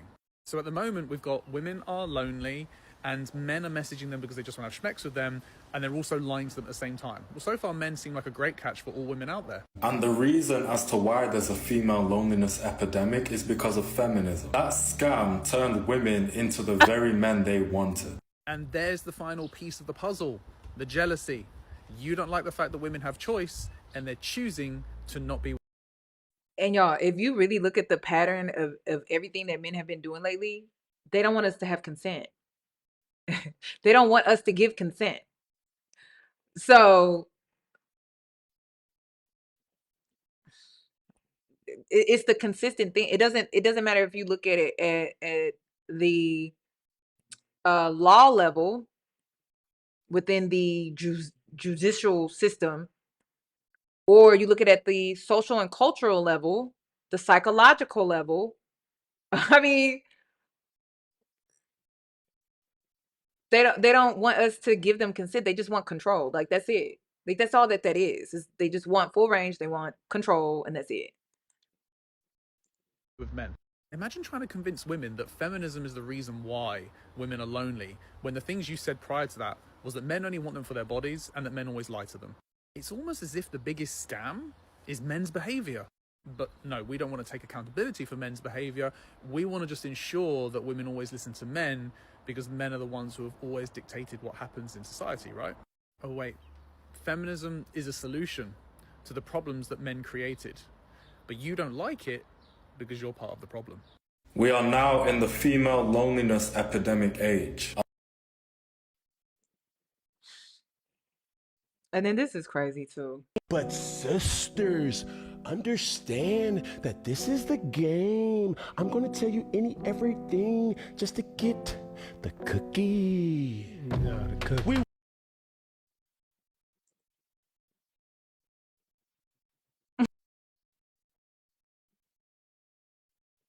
Okay, you may have to go out and come back in. Let me not touch the microphone, y'all. I don't know what's going on today, but this is a new cord. I may have to get another cord. Did y'all hear me? Let me play it again. I'm trying to stop it so it doesn't get copyrighted, so my video doesn't get copyrighted, because YouTube been giving me a hard time. But did y'all hear what this man said? Can y'all hear me? Are we good now?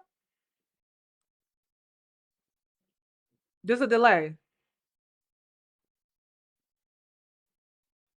Try to go in and try to go out and then come back in. Okay, we're good. We're good. We're good. Okay, it froze. Okay, let me play it again. Let me play it again. Let me play it again. But sisters, understand that this is the game. I'm gonna tell you everything just to get the cookie. No, the cookie. We want the cookie.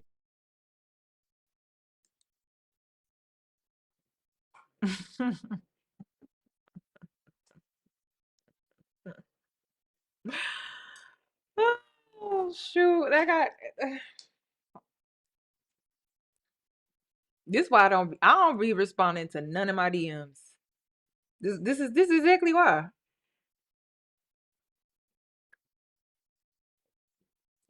Never have, never will, and this is why. I'm a good guy until after I get the cookie. Oh, baby, I want you around before I don't get the cookie. How old is Cam? I saw that Jasmine Brown she had to get her own yacht for her birthday. I told y'all she wasn't getting no money like that, and y'all gaslit me on that. I said, have you ever heard Cam talk about finances? This is the same man that took back the car of his children's mother after they broke up. How old is Cam? He got it. I think he older than me. He got to be older than me. No. Cause how, sir? This is ridiculous. 37.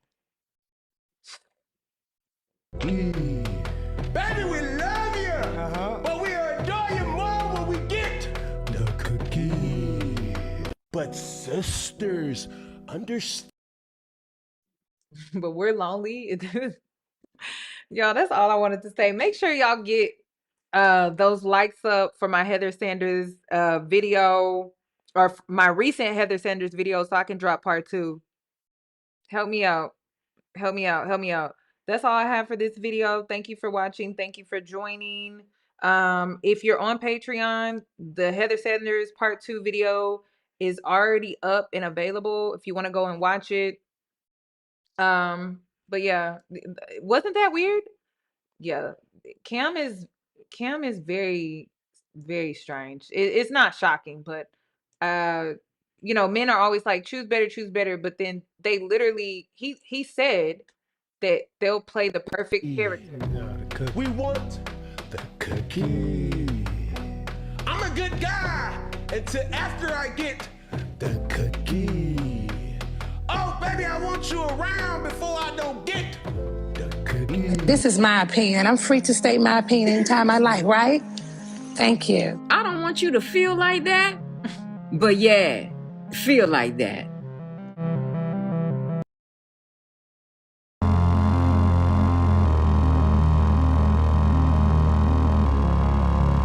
This is my opinion. I'm free to state my opinion anytime. Right?